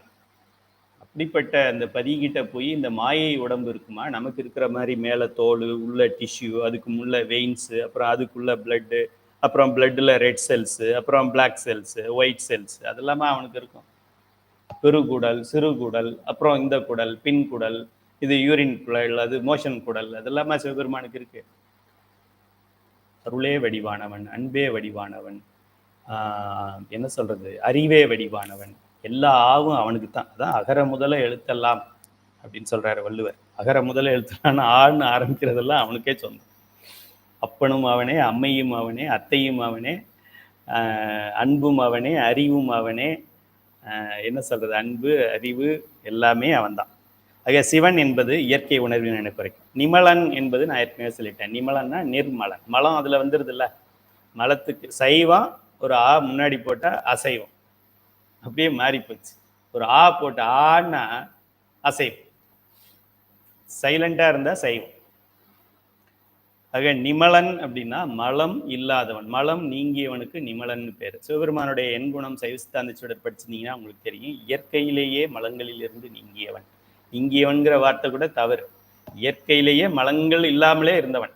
நீங்கியவன் அப்படின்னா அது ஏதோ கிமு 2300 நீங்கிட்டாருன்னு நினைச்சிடக்கூடாது. அதுதான் இயற்கையிலேயே. இயற்கையிலேன்ற வார்த்தையை கூட நீங்க எடுத்துருங்க. அனாதியிலேயே. இயற்கையிலேங்கிறது நார்மலா கோயிலில் விளக்கேற்றுறேன் உளவாரம் பண்றேன்றவங்களுக்காக எழுதுற வார்த்தை. சைவ சித்தாந்த மாணவர்களுக்கு அனாதிங்கிற வார்த்தை தான் சரியான வார்த்தை. அவங்களுக்கு இயற்கைன்னா புரியாது, அனாதினா ஈஸியா புரியும். என்னுடைய மாணவர்கள் அத்தனை பேரும் அனாதினா புரியுமான்னு கேளுங்க, எந்த மேடையில கேட்டாலும் புரியுதுன்னு சொல்லுவாங்க. அனாதி, அனாதியிலேயே பாசங்களில் இருந்து நீங்கியவன், அதனால நிமலன்னு பேர் சொல்றோம். மன்னன் அப்படின்னா ஒரு நாட்டுக்கு மன்னன், ராஜராஜ சோழன் மன்னன் அப்படின்னு சொல்றோம். மன்னன்னா என்ன, அவனுக்கு கீழே தான் எல்லாமே. அதுபோல மன்னன் என்பது அவன் எல்லையற்ற ஆற்றல் உடையவன் அப்படிங்கிற வரம்பில்லாத ஆற்றல் அப்படின்னு ஒரு குணம் இருக்கு. அந்த குணத்தை குறிக்கிறது இது. தேவன், தேவன் என்பது அவன் பேரறிவு உடையவன். சாதாரண அறிவு கிடையாது, நமக்கு இருக்கிற அறிவு கிடையாது. நமக்கு இதுல 450 கிராம்ஸ் இருக்குன்னு சொல்றாங்க உள்ளுக்குள்ள. அதுல யாரு ரொம்ப பிரில்லியன்ட் உங்களுக்கு யாரு தெரியும்? விஸ்வநாதன் ஆனந்த் தெரியும் உங்களுக்கு, பிரில்லியன்ட். தமிழ்நாட்டில் ஒரு மோஸ்ட் பிரில்லியன்ட் யாருன்னு கேட்டால் விஸ்வநாதன் ஆனந்த், செஸ் சாம்பியன் சொல்லலாம். இப்போ பிரக்யானந்தான்னு ஒருத்தர் இருக்கார். விஸ்வநாதன் ஆனந்த் வந்து ஒரு 30 பேரும் 36 பேர் தனித்தனியாக டேபிள் போட்டிருக்காங்க. ஒரு டேபிளுக்கும் இவர் காயின் நகர்த்திக்கிட்டே போகிறார். இவருக்கு காயினை மூவ் பண்ணுறாரு, அடுத்ததுக்கு மூவ் பண்ணுறாரு, அடுத்ததுக்கு மூவ் பண்ணுறாரு, அடுத்ததுக்கு மூவ் பண்ணுறாரு. 36 டேபிளில் மூவ் பண்ணிக்கிட்டு வந்து எல்லா டேபிள்லையும் ஜெயிக்கிறார். நம்ம வீட்டில் போர் அடிக்குதுன்னு சொல்லி வாப்பா செஸ் விளையாடலாம் அப்படின்னு சொல்லி விளையாண்டா நம்ம ராணியை உடனே தூக்கிடுறான். 3 மூளையே என் ராணி காணாம போயிடும், 5 மூளை என் ராஜாவுக்கு செக் வச்சிருவான். ஆனால் விஸ்வநாதன் ஆனந்த் வந்து இவன் டேபிளுக்கு இவனுக்கு என்ன மூவோ அதை கரெக்டாக வைக்கணும். அடுத்தவனுக்கு அங்கே உட்காந்து பார்த்துருந்தா தானே தெரியும், அதை பார்க்காமலே அப்படியே பார்த்துறாரு. அப்படிங்கும்போது அவருக்கு ஞாபகம் இருக்கு. அவ்வளோ ஒரு most brilliant person Viswanathan Anand. அப்படின்னா அவர் இந்த 450 கிராம்ல எவ்வளோ பயன்படுத்துறாருன்னா ஒரு 5% பயன்படுத்துவார், மீதி 95% பயனாகலை. இப்போ இந்த மூளை தான் நம்ம மூளை. விஸ்வநாதன் ஆனந்த அளவு கூட நம்ம கிடையாது, ஐன்ஸ்டைன் மாதிரி நம்ம பிரில்லியன்ட் கிடையாது, டார்வின் மாதிரி மக்கு. நமக்கு வந்து பேரறிவுங்கிறது கிடையாது, சிற்றறிவு நமக்கு இருக்கு. ஆக இறைவன் வந்து பேரறிவு உடையவன், முற்றும் உணர்பவன். அவனுக்கு இங்கே இருந்தான்னா இங்கே தான் இருப்பான்னு கிடையாது. இப்போ சுந்தரர் கூட இங்கே திருவெண்ணைநல்லூரில் வந்து இருந்தான். அப்போ அமெரிக்காவில் இருக்கிற பூச்சிகளுக்கெல்லாம் கணக்கு எழுதும், கீழ்கணக்கு எழுதுனானா இல்லையா? அவன் நமக்கே தெரியும், 2 நாள் இங்கே தான் திருவெண்ணைநல்லூரில் தான் சுற்றிக்கிட்டு இருந்தார், கோர்ட்டு கேஸு ஓலை எடுக்கிறது அப்படின்னு எல்லா மக்களும் பார்த்துக்கிட்டு இருந்தாங்க அவர் அங்கே நின்னதை. அவர் இங்கே நின்றுக்கிட்டு இருக்கும்போது, திருவெண்ணைநல்லூரில் அவர் நிற்கும் போது நம்ம திண்டிவனத்தில் என்ன நடந்தது நமக்கு தெரியுமா? அது மாதிரி சுந்தரருக்கே தெரியாது. சுந்தரருக்கு 2 நாளா சண்டை போட்டுக்கிட்டு இருக்காரு, தன் முன்னால நிக்கிறவன் சிவபெருமானே தெரியல. சுந்தரர் யாரு? சுந்தரர் சிவபெருமானோட பக்கத்திலேயே அணுக்க தொண்டனாக இருந்தவர். சிவபெருமானுக்கு வேர்த்திருந்ததுன்னா அந்த வேர்வை ஸ்மெல்லு பார்வதிக்கு தெரியுதோ இல்லையா, சுந்தரருக்கு தெரிஞ்சிருக்கும். சில மோப்ப நாய்கள்லாம் வச்சுருக்காங்க இல்லையா, அதெல்லாம் கொலை செஞ்சவனை போய் திருடினவனெல்லாம் 2 நாள் கழிச்சு வந்தால் கூட கண்டுபிடிச்சிடும். இந்த ஸ்மெல்லை அது கண்டுபிடிச்சிடும். அது ஸ்மெல்லு எது, அந்த ஸ்மெல்லு கொலகாரன் ஸ்மெல்லு எது, அந்த ஸ்மெல்லு இப்போ எங்கே போயிருக்குன்னு நாய் கண்டுபிடிக்குது. அதனால தான் மாணிக்கவாசகர் நாயினும் கடையேன்னு சொல்கிறார். நாய் ஒரு ஸ்மெல்லை வச்சு இங்கே கந்தர்வக்கோட்டையில் கொலை நடந்தாக்க குஜராத்லேருந்து நாய் வருது, கொலை செஞ்சவனை பிடிச்சிருக்கு. நமக்கு சிவபெருமான் கண்ணு முன்னாடி நின்று நமக்கு வீட்டில் ஒரு பிச்சைக்கார மாதிரி வந்து மா தாயே பிச்சை போடுங்க அப்படின்னு கேட்குறாரு. யோ போயா அப்படின்னு சொல்லிடுறோம். வந்தது சிவபெருமான் நமக்கு தெரியல, சுந்தரருக்கு தெரியல, மாணிக்க வாசகர் கூட ராத்திரி ஃபுல்லாக பேசிக்கிட்டே இருக்கிறாரு, அவருக்கு தெரியல வந்தது சிவபெருமான் தெரியல. எல்லாருக்கும் அப்படித்தான். அப்பர் சுவாமிக்கு வந்து பிச்சை ஏற்றுக்கொண்டு வந்து உணவு கொடுக்குறாரு, உணவு கொடுக்கறது சிவபெருமான்னு தெரியல. ஆக நம்ம ஏதாவது ஒரு அன்னதானம் பண்ணுறோம், அன்னம்பாளிப்பு பண்ணுறோம் அப்படின்னா அதில் வந்து சாப்பிட்றதுல நமக்கு வேண்டாதவன் ஒருத்தன் கூட அங்கே வந்து சாப்பிடலாம், அவனும் சிவபெருமானாக கூட இருக்கலாமே. எப்படி உனக்கு எனக்கும் எப்படி தெரியும் சிவபெருமான் இல்லைன்னு சொல்லி எப்படி தெரியும்?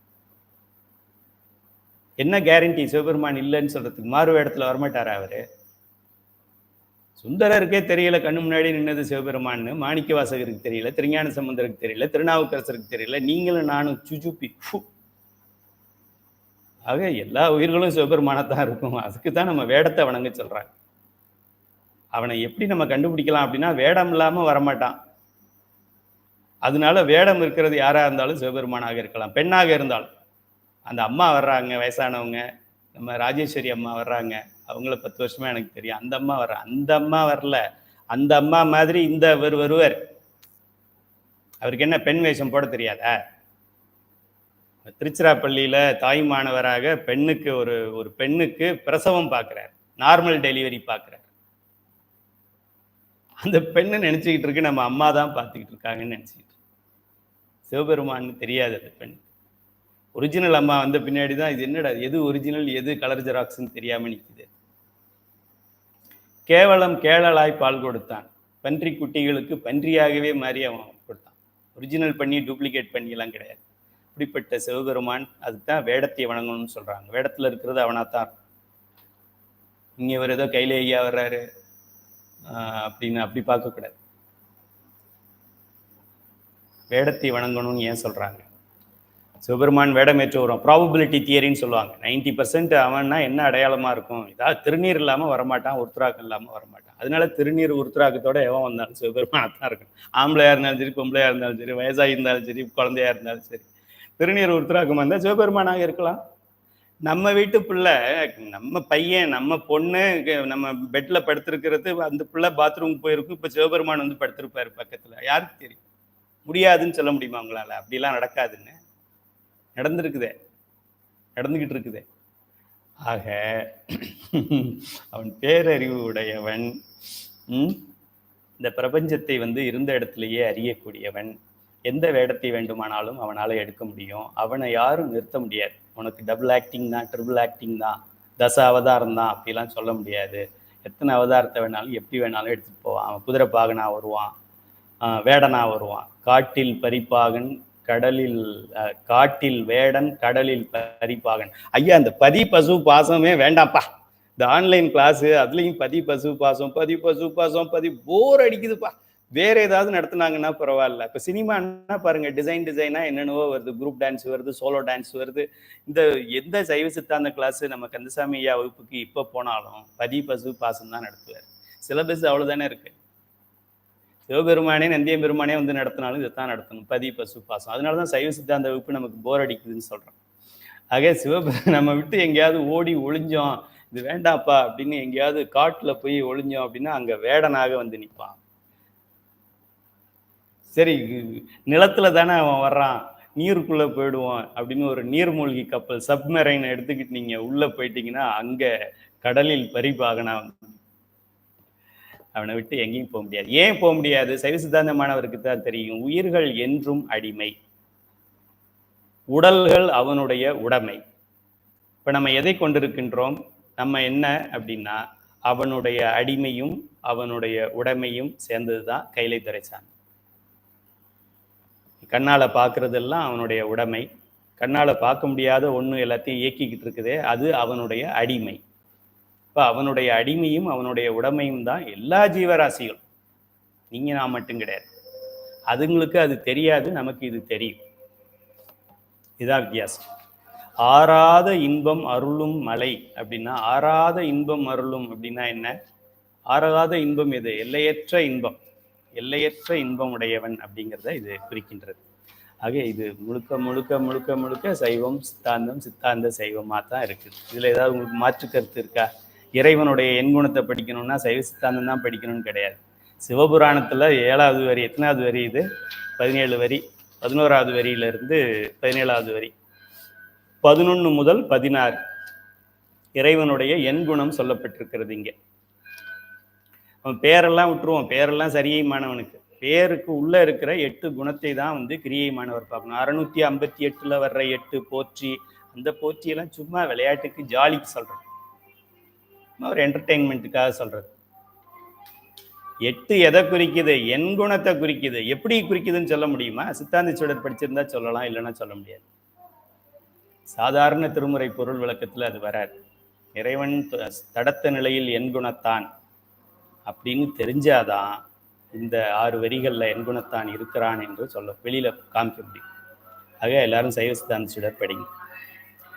அடுத்தது 17வது வரி. சிவனவன் என் சிந்தையுள் நின்ற அதனால் அவன் அருளாலே அவன் தாள் வணங்கி சிந்தை மகிழ சிவபுராணம் தன்னை முந்தை வினை முழுதும் மோய உரைப்பன் யான். இப்பதான் இந்த சிவபுராணத்தை எதுக்காக மாணிக்கவாசகர் அருளினார் அப்படிங்கிற சீக்ரெட்டை இதில் சொல்லியிருக்கிறார். குறிச்சிக்கணும்.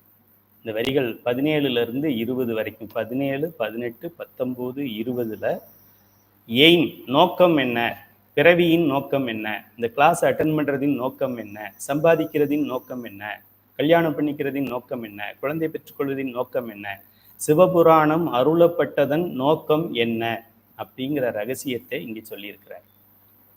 எப்போவுமே நீங்கள் கார்பரேட்லாம் ஒரு ஏதோ பண்ணுறோன்னா வாட் இஸ் அப்ஜெக்டிவ் அப்படின்னு கேட்பாங்க.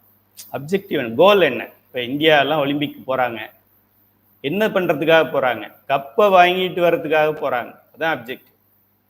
ஏப்ரல் 19ஆம் தேதி கலர் கலராக காலையில் ஒருத்தன் மத்தியானம் ஒருத்தன் நம்மளை கும்பிட்டுட்டு போனானே, எதுக்கு? சீட்டு ஜெயிக்கணும், எம்பி சீட்டில் ஜெயிக்கணும், அதுக்காக வந்தான்.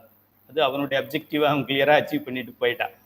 நம்ம இன்னும் அதே நாய் மாதிரி இருந்துக்கிட்டு இருக்கோம். நம்ம ஆக அப்ஜெக்டிவ் என்ன? இந்த சிவபுராணத்தை படிப்பதால் என்ன இதில் நமக்கு பலன் கிடைக்கும், எதுக்காக மாணிக்கவாசகர் இதை பாடினார், அதனால என்ன பலன் கிடைக்கும் அப்படிங்கிறத சொல்கிறேன். இப்போ நீங்கள் எல்லாத்தையும் சிவபுராணம் படிங்க, சிவபுராணம் படிங்க, சிவபுராணம் படிங்கன்னு சொன்னாக்க சிவபுராணம் படித்தால் என்ன கிடைக்கும், எதுக்காக படிக்கணும் அப்படிங்கிறதையும் சொல்லணும். இந்த 17வது வரியிலேருந்து 20வது வரி வரைக்கும், முதல்ல 16 வரி அதையும் குறிச்சிக்கங்க. முதல் வரியிலிருந்து 16 வரி வரைக்கும் இறைவனை வாழ்க வெல்க போற்றி போற்றி போற்றி அப்படின்னு சொல்லி போற்றினார். இது நம்ம நார்மலாக ஒருத்தட்ட கடன் வாங்கணும், இல்லைன்னா ஏதாவது ஒரு காரியத்தை சாதிக்கணும் அப்படின்னா என்ன பண்ணுவோம்? உங்களை போல உண்டா, நீங்கள் பெரிய ஆள், எங்கே போனாலும் கையிலேயா, உலகம் பூரா உங்கள் பேச்சு தான். இந்த பஞ்சபுராணங்கிறது எப்போ இருந்தது, ஆனால் யாருக்கும் தெரியல பாருங்க, நீங்கள் வந்த பின்னாடி தான் தெரியுது பாருங்க, நீங்கள் மனித உருவில் தெய்வம், நீங்களே ஒரு சித்தர் தான், நீங்கள் ஏன் சித்தர் சமாதிக்க போகிறீங்க அப்படிலாம் சொல்லிட்டு ஏதாவது ஒன்று ஃபைனலாக லைட்டாக ஒன்று கேட்பான். அப்படி சிவபெருமான் நீ வாழ்க, நீ வெல்க, நீ போற்றி அப்படின்ட்டு சைலண்டாக சொல்கிறார். இது எதுக்காக பாடுறோம் அப்படின்னா அப்படின்னு சொல்கிறார். சிவனவன் என் சிந்தையுள் நின்ற அதனால், சிவனவன் என் சிந்தையுள் நின்ற அதனால், ஒன்றாயும் உடனாயும் வேறாயும். சைவ சித்தாந்தத்தில் இறைவன் உயிர்களுக்கு 3 நிலைகளில் இருந்து இயக்கி அருள் செய்கின்றான். ஆக சிவனவன் என் சிந்தையுள் நின்ற அதனால், இதுல 2 மாதிரி சொல்றாரு மாணிக்கவாசகர். சிவன் என் சிந்தையில் அப்படின்னா என்ன அர்த்தம்? அப்போ எவ்வளவு பெரிய ஆளு, ஏகன் அநேகன் என் குணத்தான் அப்படி இப்படின்னு அவனை எல்லாம் புகழ்ந்து தள்ளி, நீங்க ராஜாதி ராஜ ராஜ கம்பீர ராஜ மார்த்தாண்ட வந்து என்கிட்ட பேசிட்டு இருக்காரு பார் அப்படின்னு சைலண்டா சொல்றார். அந்த சிவன் என் சிந்தையுள் நின்ற அதனால், அதுக்குள்ளேயே அவனுடைய கருணையையும் சொல்றார், இன்டைரக்டா சொல்றார். சாதாரணமா பார்க்குறவங்களுக்கு வந்து சிவன் அவன் என் சிந்தையுள் நின்ற அதனால், அதனால அதனால தான் சிவபெருமான் வந்து இவரோட சிந்தையில நின்று விட்டாராம் அப்படின்னு நினைப்பாங்க. சைவ சித்தாந்த மாணவர்களுக்கு இதுல பொருள் தெரியும். இறை இந்த உலக இயக்கம் முதல்ல இந்த திரோதான சக்தி இயங்க ஆரம்பிச்சதே சிவபெருமானின் கருணையால் தான் ஆரம்பிச்சு. நம்ம வகுப்புல ஒரு வகுப்புலையும் அதை நம்ம அழுத்தி சொல்லிக்கிட்டு இருக்கோம். ஒரு வகுப்புலையும் நான் இதையே திரும்ப திரும்ப சொல்லிக்கிட்டு இருக்கேன். பூமி ஏன் சுத்துது? சிவபெருமான் கருணையால் சுத்துது. ஐயா ஏன் கிளாஸ் எடுக்கிறாரு? சிவபெருமான் கருணையால் எடுக்கிறாரு. ஏன் 2 மணி நேரத்தோட நிறுத்திடுறாரு? அதுவும் சிவபெருமான் கருணையால் தான் நிறுத்திடுறாரு. இல்லைன்னா 2 மணி நேரத்துக்குள்ள 4 மணி நேரம் எடுப்பாரு, நமக்கு தாங்காது. அவர் வேணா எடுக்கலாம், தண்ணி கூட குடிக்காம. நம்மளால தண்ணி குடிக்காம, டீ சாப்பிடாம, போண்டா சாப்பிடாம 2 மணி நேரம் உட்கார முடியாது. ஆக இந்த வகுப்பு 2 மணி நேரத்திலேயே நிறைவு பெற்று விடுகிறதே ஏன்? அதுவும் அவன் கருணையால் தான். ஆக சிவபெருமானின் கருணை என்பதுதான் சைவ சித்தாந்தத்தின் அடிப்படையாக நாம் தெரிந்து கொள்வது. எப்படி சொல்றோம் இத?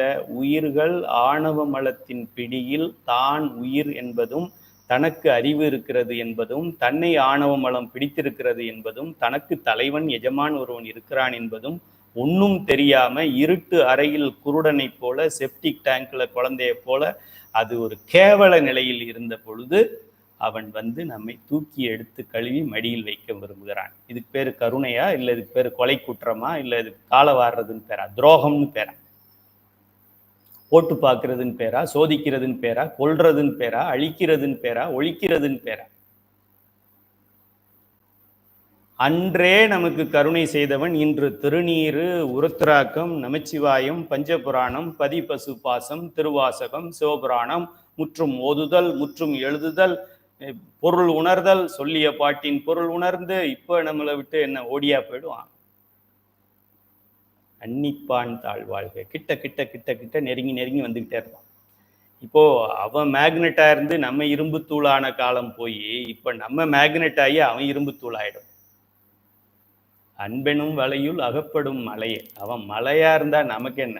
நம்ம வலையில சிக்குவான். அன்பு இருந்ததுன்னா சிவபெருமான நம்ம வலையில ஈஸியா வளைச்சு போட்டுடலாம். கடைக்கண் பார்வை அது போதுமேம்பாங்க. கடைக்கண் பார்வையெல்லாம் வேண்டாம். அன்போட கண்ணை மூடிக்கிட்டு அன்போட இருந்து மனதுக்குள்ள அன்பு செலுத்தினாலே போதும், சிந்தையுள் அன்பு செலுத்தினாலே போறோம். அவனே வந்து மாட்டிக்குவான், அவனை தேடி போக வேண்டாம். ஆக சிவன் அவன் என் சிந்தையுள் நின்ற அதனால் அவன் அருளாலே அவன் தாழ் வணங்கி. சைவ சித்தாந்தமே சிவபுராணம், சைவ சித்தாந்தமே திருவாசகம். அவன் அருளாலே அவன் தாழ் வணங்கி. சைவ சித்தாந்தத்தில் எப்படி படிக்கிறோம்? உயிர்கள் அறிவித்தால்தான் அறியும். அறிவிக்கும் வல்லமை உடையவன், இந்த அறிவை விட இன்னும் கொஞ்சம் அதிக அறிவு இருக்கிறவன் தான் அறிவிக்க முடியும். நம்ம ஏற்கனவே பார்த்தோம், பிறப்பை அறுக்க வேண்டும் என்றால் பிறப்பு இல்லாதவன் தான் அறுக்க முடியும். சிற்றறிவு உடைய ஒரு பொருளுக்கு அறிவை அறிவிக்க வேண்டும், அறிவித்தால் தான் அறியும். அது இதோட இயற்கையை. அடிக்கடி அறிவிக்கணும். வாரம் திங்கட்கிழமை சொன்னதே சொல்லிக்கிட்டு இருக்கணும். 2 மணி நேரமும் அதையே சொல்லிக்கிட்டு இருக்கணும். அப்போ கூட புதுசா கேட்குற மாதிரி கேட்கும். மற்றதெல்லாம் ஒரு சினிமா பாட்டை கேட்டாக்க அப்படியே பின்னாடி பாடிடும்.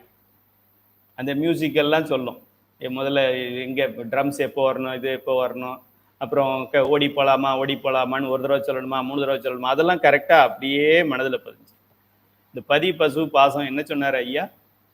பதி பல, பசுக்கள் பசு ஒன்று, அப்படிதானே சொன்னார். இது மட்டும் மனதில் நிற்காது. உயிரை அறிவித்தால் தான் அறியும். அறிவிக்கும் ஆற்றல் உடையவன் மட்டுமே அறிவிக்க முடியும். அப்போ ஒன்று ஜடப்பொருள், அதுக்கு அறிவே கிடையாது. இன்னொன்னுக்கு அறிவிக்கணும். அப்ப யாரு அறிவிக்க முடியும்? சிவபெருமான் மட்டும்தான் அறிவிக்க முடியும். அவன் அருளாலே அவன் தாழ் வணங்கி. நம்ம வீட்டுல இருக்கிற சின்ன சின்ன போட்டோ சாமி எல்லாம் என்ன பண்ணும்? அந்த ஜாமிக்கு யாரு அறிவிக்கிறது? அந்த ஜாமி நமக்கு அறிவிக்குது, ஓகே. அந்த ஜாமிக்கு யாரு அறிவிக்கணும்? அந்த ஜாமிக்கு கணக்கு எழுதுறவன் ஒருத்தன் இருக்கணும்ல. பிரம்மா தான் படைக்கிறாருன்னா பிரம்மாவுக்கு கணக்கு எழுதுறவன் ஒருத்தர் இருக்கணும்ல. யாராக இருக்க முடியும்? விஷ்ணு தான் காக்குறாருன்னா விஷ்ணுவுக்கு கணக்கு எழுதுறவன் ஒருத்தர் இருக்கணும்ல. எல்லாருக்கும் எழுதும் கீழ்கணக்கு இன்னம்பர் ஈசனே. ஆக அவன் அருளாலே அவன் தாழ் வணங்கி அப்படிங்கிறது பல அர்த்தங்கள் இதுல இருக்கு. ஒன்று, நமக்கு ஏற்கனவே நம்ம படித்த இன்னொரு பொருள், உயிர்கள் என்றும் இறைவனுக்கு அடிமை. அது இதுல வருது. அவனா பார்த்து ஏதாவது சோறு கொடுத்தா தான் நம்ம சாப்பிடலாமே தவிர, நம்மளா சமைச்சு சாப்பிட்றதோ, நம்மளா நானே சாப்பிட்டுக்கிறேன்னு சொல்றதோ சொல்ல முடியாது. 1. 2வது கருத்து அதுல இருக்கிறது, அவன் அருள் செய்தால்தான் நாம் முக்தி அடைய முடியுமே தவிர, உயிர்கள் தானாக தன் முனைப்பின் மூலம் முக்தியை அடையவே முடியாது. எக்காலத்திலும் முடியாது. தன்முனைப்புல முடியாது. தன்முனைப்பு இருந்துச்சுன்னா அவனுடைய அவனுடைய உதவி வராது. இப்போ நம்மளே வந்து நம்ம யாருக்காவது உதவி செய்யலான்னு போறோம். இல்லை நான் பார்த்துக்கிறேன் உங்க வேலையை பாருங்கன்னு சொன்னா நம்ம என்ன சொல்லுவோம்? சரி போன்னு சொல்லிட்டு போயிடும். எனக்கு வேற வேலை இருக்கு. போனா போதுன்னு ஹெல்ப் பண்ணலான்னு வந்தா நீ என்னவோ முகத்துல அடிச்ச மாதிரி சொல்ற. சாகு போ, எப்படியோ போ, நமக்கு என்ன, எனக்கு வேற வேலை இருக்குன்னு போயிடும். சிவபெருமான்கிட்ட நானே பார்த்துக்கிறேன் அப்படின்னு சொன்னா போ, பார்த்துக்கிட்டு வா, ஒரு நாள் வருவேன், இன்னைக்கு இருந்தாலும் மார்கழி மாசம் திருவம்பாவை பாட வருவா, அப்ப பேசிக்கிறேன் அப்படின்ட்டு போயிடுவாரு. அவன் அருளாலே அவன் தாழ் வணங்கி அப்படின்னாக்க என்ன அர்த்தம் அப்படின்னாக்க, இறைவனுடைய துணையை கொண்டுதான் நாம் இந்த மலங்களை கழுவ முடியும். அதுக்குத்தான் அவனே தானாக திரோதான சக்தியாக வருகின்றான் மலங்களை கழுவுறதுக்கு. என்ன சொல்றது, இப்போ லைட் இருந்தாதான் இந்த பொருளை பார்க்க முடியும். உங்களை நான் பார்க்குறேன்னா கேமரா இருக்கு, லைட் இருக்கு, இது ரெண்டும் இல்லைன்னா நான் அவங்களை எப்படி பார்க்க முடியும்? அதுபோல அவன் இருக்கிறான். ஓகே, பக்கத்தில் எங்கள் ஊரில் கரண்ட் கிடையாது, மழையும் இடியினால கரண்ட் ஆஃப் பண்ணிட்டாங்க. யூபிஎஸ்ல ரன் ஆகிட்டு இருக்கு. இப்போ வெளியில் ஃபுல்லாக இருட்டாக இருக்கு. அங்கே போய் நான் ஏதாவது ஒரு பொருளை பார்க்கணுன்னா எப்படி பார்க்குறது? பார்க்க முடியாது. அந்த வீட்டில் பல்பு இருக்கு, பல்பு இருந்தாலும் அது யூபிஎஸ்ல கனெக்ட் ஆகாததுனால எரியலை. ஆக பல்பு இருக்கணும், பல்புல வெளிச்சம் இருக்கணும், பொருள் இருக்கணும், பார்க்கறதுக்கு அறிவு இருக்கணும். இதெல்லாம் இருந்தாதான் ஒரு நிகழ்ச்சி நடக்கும். இறைவன் அவன் அருளாலே அவன் தாழ் வணங்கி என்று நாம் சொல்லுவது, அவனுடைய கருணையை கொண்டுதான் இந்த உயிர்கள் முன்னேற முடியுமே தவிர, இந்த உயிர் எந்த உயிராக இருந்தாலும், இவர் பெரிய ஜான் மார்ஷலாக இருந்தாலும், லெப்டினன்ட் ஜெனரலாக இருந்தாலும் தானே முக்தியை அடைய முடியாது. சத்தியம். நீங்க சரியை கிரியை யோகம் ஞானம், ஞானத்தில் சரியை ஞானத்தில் கிரியை ஞானத்தில் யோகம் ஞானத்தில் ஞானம் ஆயிட்டாலும், அவன் அந்த ட்ரெயின்ல எப்படி நமக்கு கன்ஃபார்ம்டுன்னு சிஎன்எஃப்னு ட்ரெயின் டிக்கெட் கன்ஃபார்ம் ஆனதான் கன்ஃபார்ம், இல்லைன்னா வெயிட்டிங் லிஸ்ட் தான். ஆக நான் ஞானத்தில் ஞானம் வந்துட்டேன், நானே சாயுச்சியத்தை எடுத்துக்கிறேன் அப்படின்னா எப்படி எடுக்க முடியும்? உயிர்கள் என்றும் இறைவனுக்கு அடிமை, அருளுவது அவனுடைய கடமை. அதனால ஒன்றும் ரூல்ஸை மாற்ற முடியாது. சைவ சித்தாந்தத்தில் தான் ரூல்ஸை மாற்ற முடியாது. இதெல்லாம் நம்ம இதில் சைவ சித்தாந்த கருத்துக்களை நம்ம ரொம்ப ஆழமாக புரிஞ்சுக்கிறது. ஆக இறைவனை நாம் அடைய வேண்டும் என்றால் இறைவன் அருளாலே அடைய வேண்டும். நமக்கு இந்த நாம்கா வாஸ்தா குருஜி எல்லாம் இருக்காங்க, இந்த குருஜி அந்த குருஜி இந்த குருஜி அந்த குருஜி. நீங்க கண்ணை மூடிக்கிட்டு உட்காந்துக்குங்க, கண்ணை மூடிக்கிட்டு காக்கா காக்கா காக்கா காக்கா காக்கா காக்கா காக்கா காக்கா காக்கா காக்கான்னு காக்காயே நினச்சிக்கிட்டு இருங்க. இப்போ நீங்க அப்படியே இறைவனோட ஒன்றாயிட்டீங்க. இப்போ நீங்க இறைவனோட பெரிய ஆள் ஆயிட்டீங்க. இப்போ இறைவனை அடே வாடான்னு சொன்னா அவன் வருவான். அடே எப்படா வருவான்? அவன் அருளால தாண்டி உனக்கு எல்லாமே ஆகணும். இங்க நிற்கும் உயிர், அதுக்கப்புறம் இங்க இறங்கும், இங்க இறங்கும், இங்க இறங்கும், இங்க இறங்கும். அவன் சொல்லும் போது தனஞ்சயன் வெளியில போயிடும். இந்த யோகா சொல்லி கொடுத்தாரே ஒருத்தர், கையை மேல தூக்கி கீழே தூக்கி, அவர் சாகாம இருக்க வேண்டியது தானே? சாகா இதை சொல்லித்தர்றேன் அப்படின்னு சொல்றாரு, அவர் சாகாமல இருக்கணும். ஆக அவன் அருளால் தான் அனைத்தும் நடக்கும் அப்படிங்கிறதுக்கு எழுதிக்கங்க, சரண்டர் என்று பெயர். Unconditional surrender.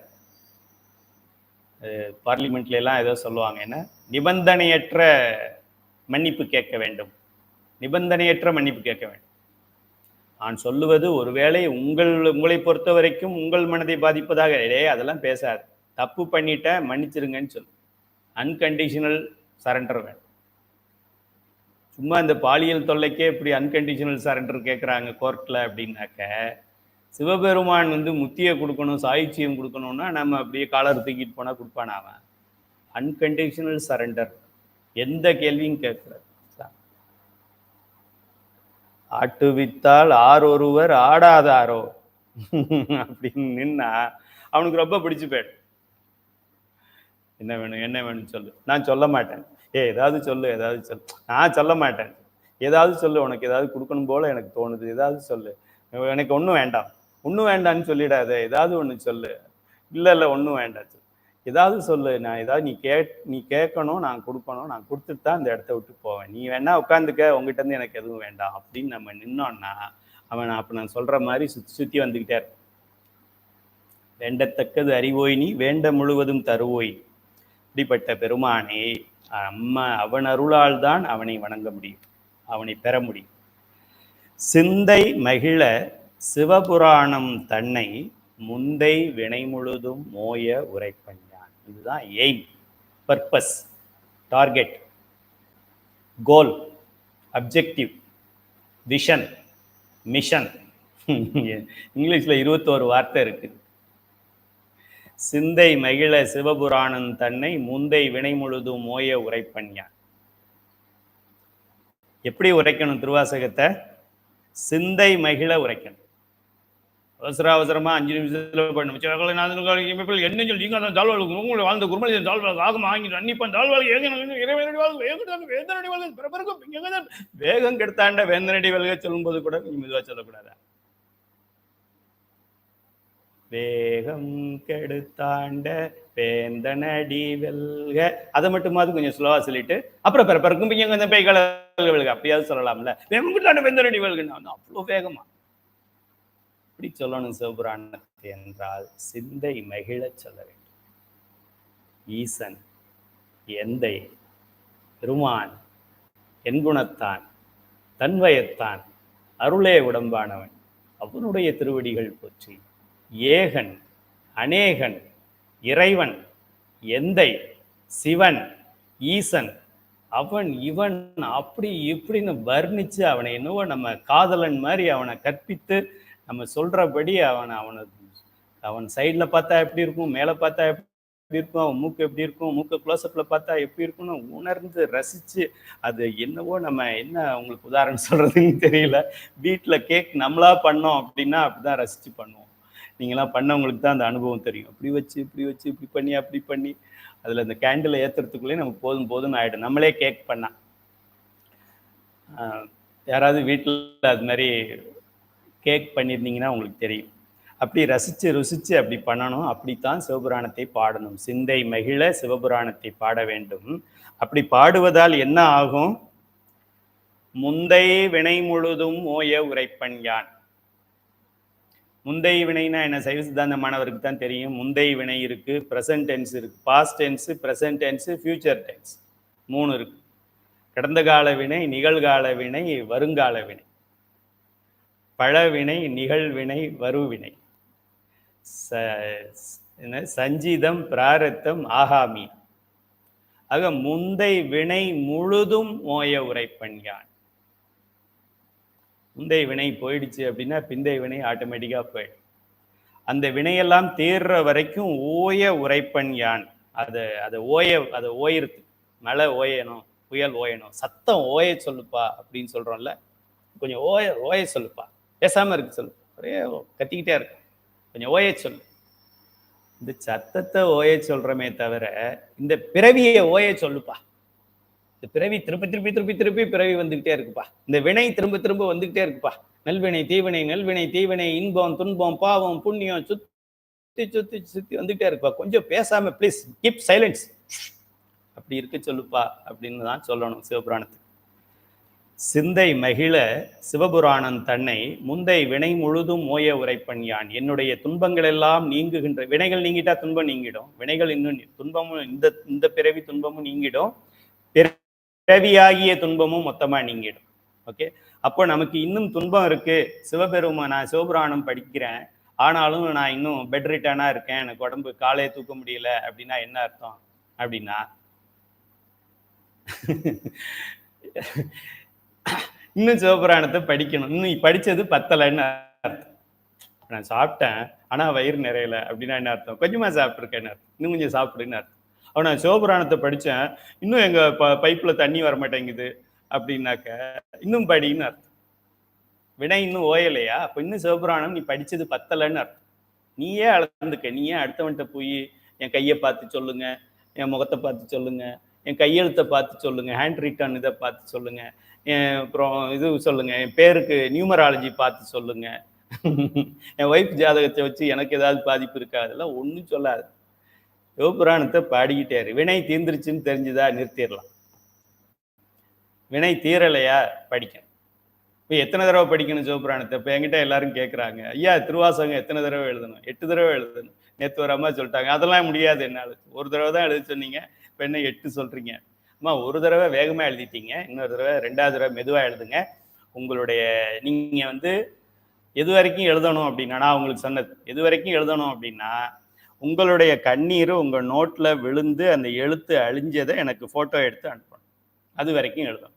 அது நாளைக்கே நடந்துட்டாலும் ஓகே, போதும்.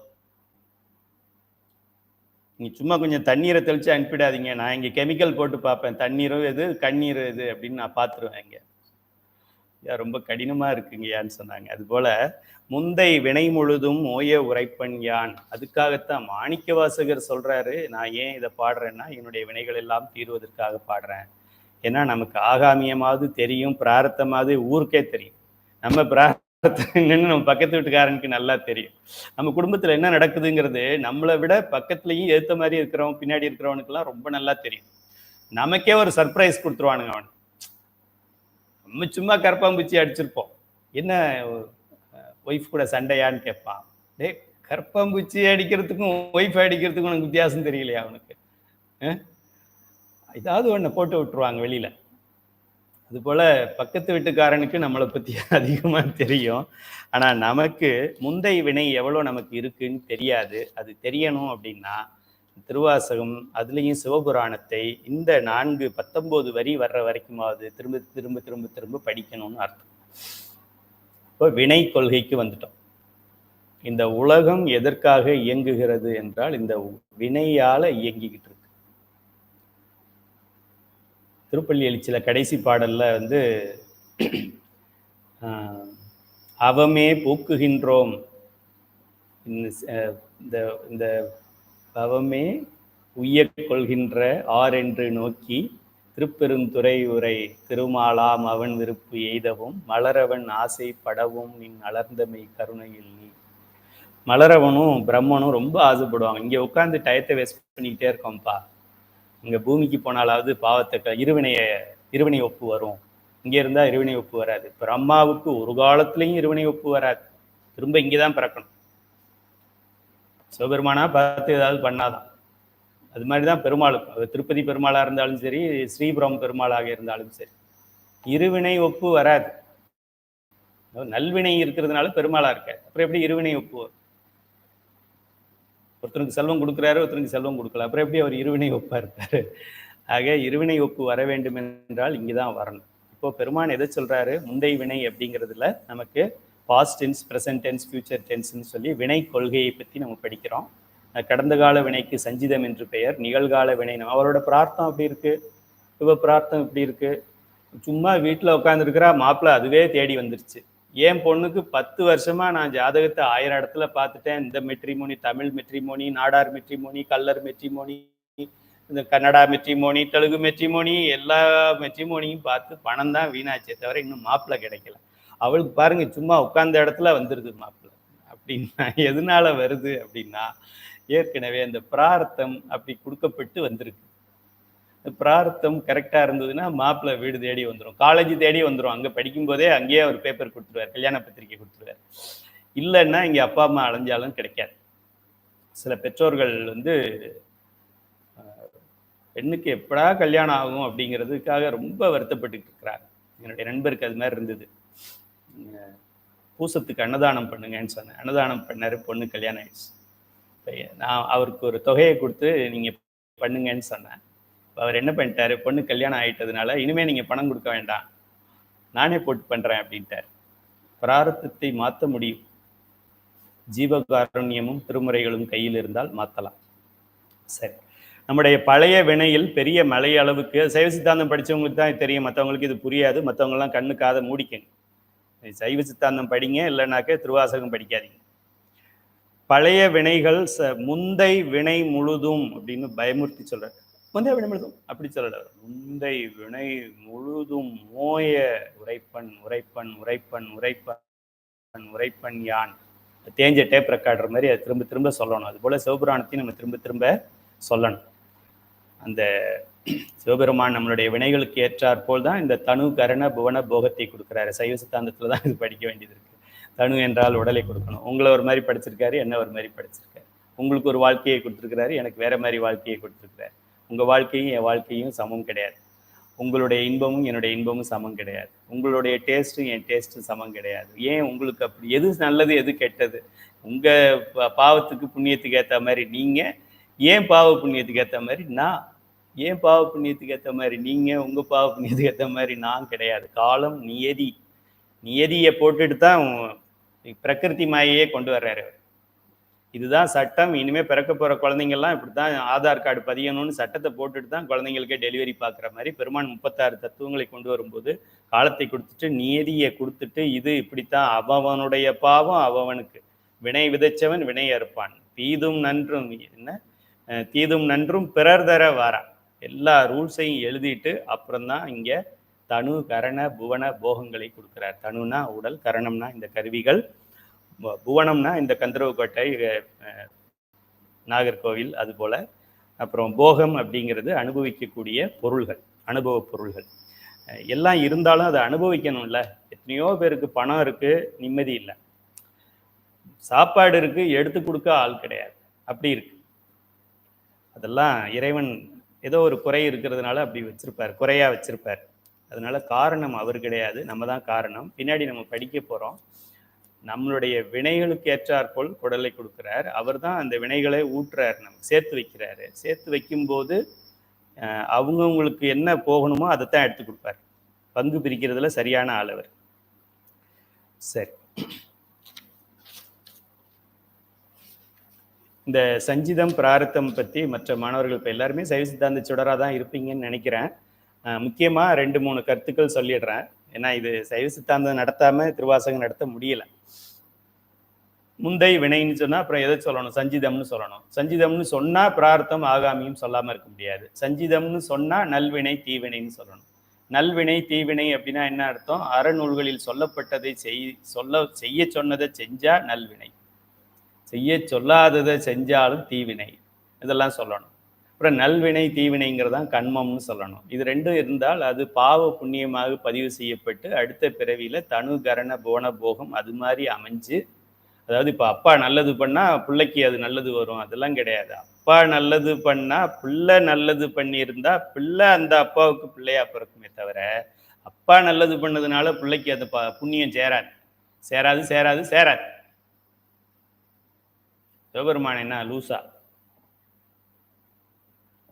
நல்லது பண்ண அப்பா, நல்லது பண்ண பிள்ளை, நல்லது பண்ண அக்கா, நல்லது பண்ண தம்பி, நல்லது பண்ண ஒய்ஃபு, நல்லது பண்ண குழந்தைங்க, அப்படி எல்லா நல்லது எங்கெங்கே கிடக்கோ எல்லா நல்லதையும் எடுத்து ஒன்றா கட்டுவானே தவிர இது ஒருத்தர் நல்லது பண்ணதுனால பின்னாடி நல்லது பண்ணுன்னு சொல்லி நமக்கு உயிர் தத்துவத்தில் அது மாதிரி கிடையாது. ஆக நம்மளுடைய வினைகள் அப்படிங்கிறது தெரிஞ்சாதான். அப்போ இந்த வினைகள் நல்வினை தீவினையை எப்படி ஈட்டுகிறோம்? 3 வாயில்களில் ஈட்டுகின்றோம். மனதால நல்வினை தீவினையை சம்பாதிக்கலாம். எதை சம்பாதிக்கணும்னு நீங்க முடிவு பண்ணிக்கணும். நல்வினை இந்த வாழ்க்கையில கஷ்டமா இருக்கு, ப்ராப்ளம் இருக்கு, அது இருக்கு, இந்த குறை இருக்கு, அந்த குறை இருக்கு. சரி, அடுத்த வாழ்க்கையாவது ஒழுங்கா இருக்கணும்ல. அடுத்த வாழ்க்கையை ஒழுங்கா இருக்கணும்னா என்ன பண்ணணும்? இப்ப நல்வினை பண்ணணும், தீவினை பண்ணக்கூடாது. இதான் பாடம் நடத்தியாச்சு. பதி பசு பாசம், பதி பசு பாசம், நல்வினை தீவினை, நல்வினை தீவினை. எத்தனை தடவை இதே நடத்திக்கிட்டு இருக்கிறது. பேட்ச் 1க்கும் இதான் நடத்தணும், பேட்ச் 2க்கு இதான் நடத்துறோம், 3க்கு தான் 4க்கு தான் நடத்துறோம், பேட்ச் 40க்கும் இதைத்தான் நடத்தப்போம்.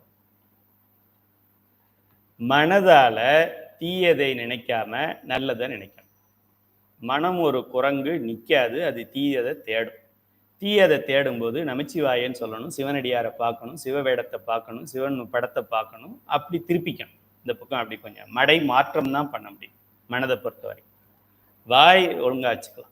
வாய் ஒழுங்கா இருக்கிறதுனா என்ன? அது ஒழுங்கா இருக்கணும். இது ஒழுங்கா இருந்தால் தான் வாய் ஒழுங்கா இருக்கும். செயல் ஒழுங்கா உள்ளதை செய்யணும், நல்ல காரியங்களை செய்யணும். ஒன்றும் இல்லைன்னா தோட்டத்தில் ஏதாவது ஒரு செடி கொடிகள் வளர்க்கலாம், இல்லைன்னா வேற ஏதாவது ஒரு எறும்புக்கோ ஒரு ஈக்கோ ஏதோ ஒரு சாப்பிட்றதுக்கு கொடுக்கலாம். அப்படியும் நம்ம பொழுதை கழிக்கலாம். சும்மா வெட்டி பேச்சு பேசி டிவிக்கு முன்னாடி சீரியல் பார்த்தும் கழிக்கலாம். ஆக இந்த 3 வாயில்கள் மனம் மெய் மொழி என்று சொல்லக்கூடிய மா மே மோவை சுத்தமாக வைத்து கொண்டால் சொர்க்கம். அசுத்தமாக வைத்து கொண்டால் அசுத்தமாய் நரகம் என்று எல்லாமே நமக்கு கூட்டி வைத்திருக்கிறார்கள். சரி, இப்போ முதல்ல இறைவனை 16 வரிகளில் போற்றி புகழ்ந்து எல்லாம் பண்ணிட்டு, இப்போ இந்த பின்னாடி வரக்கூடிய 51 பாடல்களுக்கு என்ன இலக்கணம், எதை நோக்கி இது போகின்றது, முந்தை வினை சிந்தை மகிழ சிவபுராணம் தன்னை முந்தை வினை முழுதும் மோய உரைப்பன் யான் அப்படின்னு இப்போ செட் பண்ணிட்டார். இப்போ நம்ம சொல்றோம்ல 50,000 இலக்கை நம்ம இதுல அடையணும் அப்படின்னு வச்சதுனால மற்ற வேலையெல்லாம் அப்படி நடக்குது. அதுபோல மாணிக்கவாசகர் இது எதுக்காக அப்படின்னா, வினைகள் எல்லாம் தீர்ற வரைக்கும் பாடிக்கிட்டே இருக்கணும்ப்பா. நான் எத்தனை தடவை பாடணும்னு அடிக்கடி ஃபோன் பண்ணாது.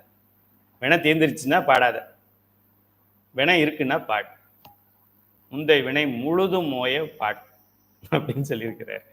சரி, அடுத்ததாக 21வது வரி.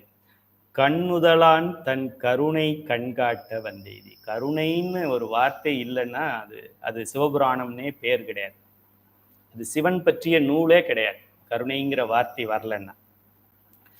கண் நுதலான் தன் கருணை கண்காட்ட வந்தெய்தி. அவன் கண்ணு என்ன கண்ணா? கருணை கண். உடம்பே கருணைனா அப்புறம் கண்ணு மட்டும் என்னவா இருக்கு?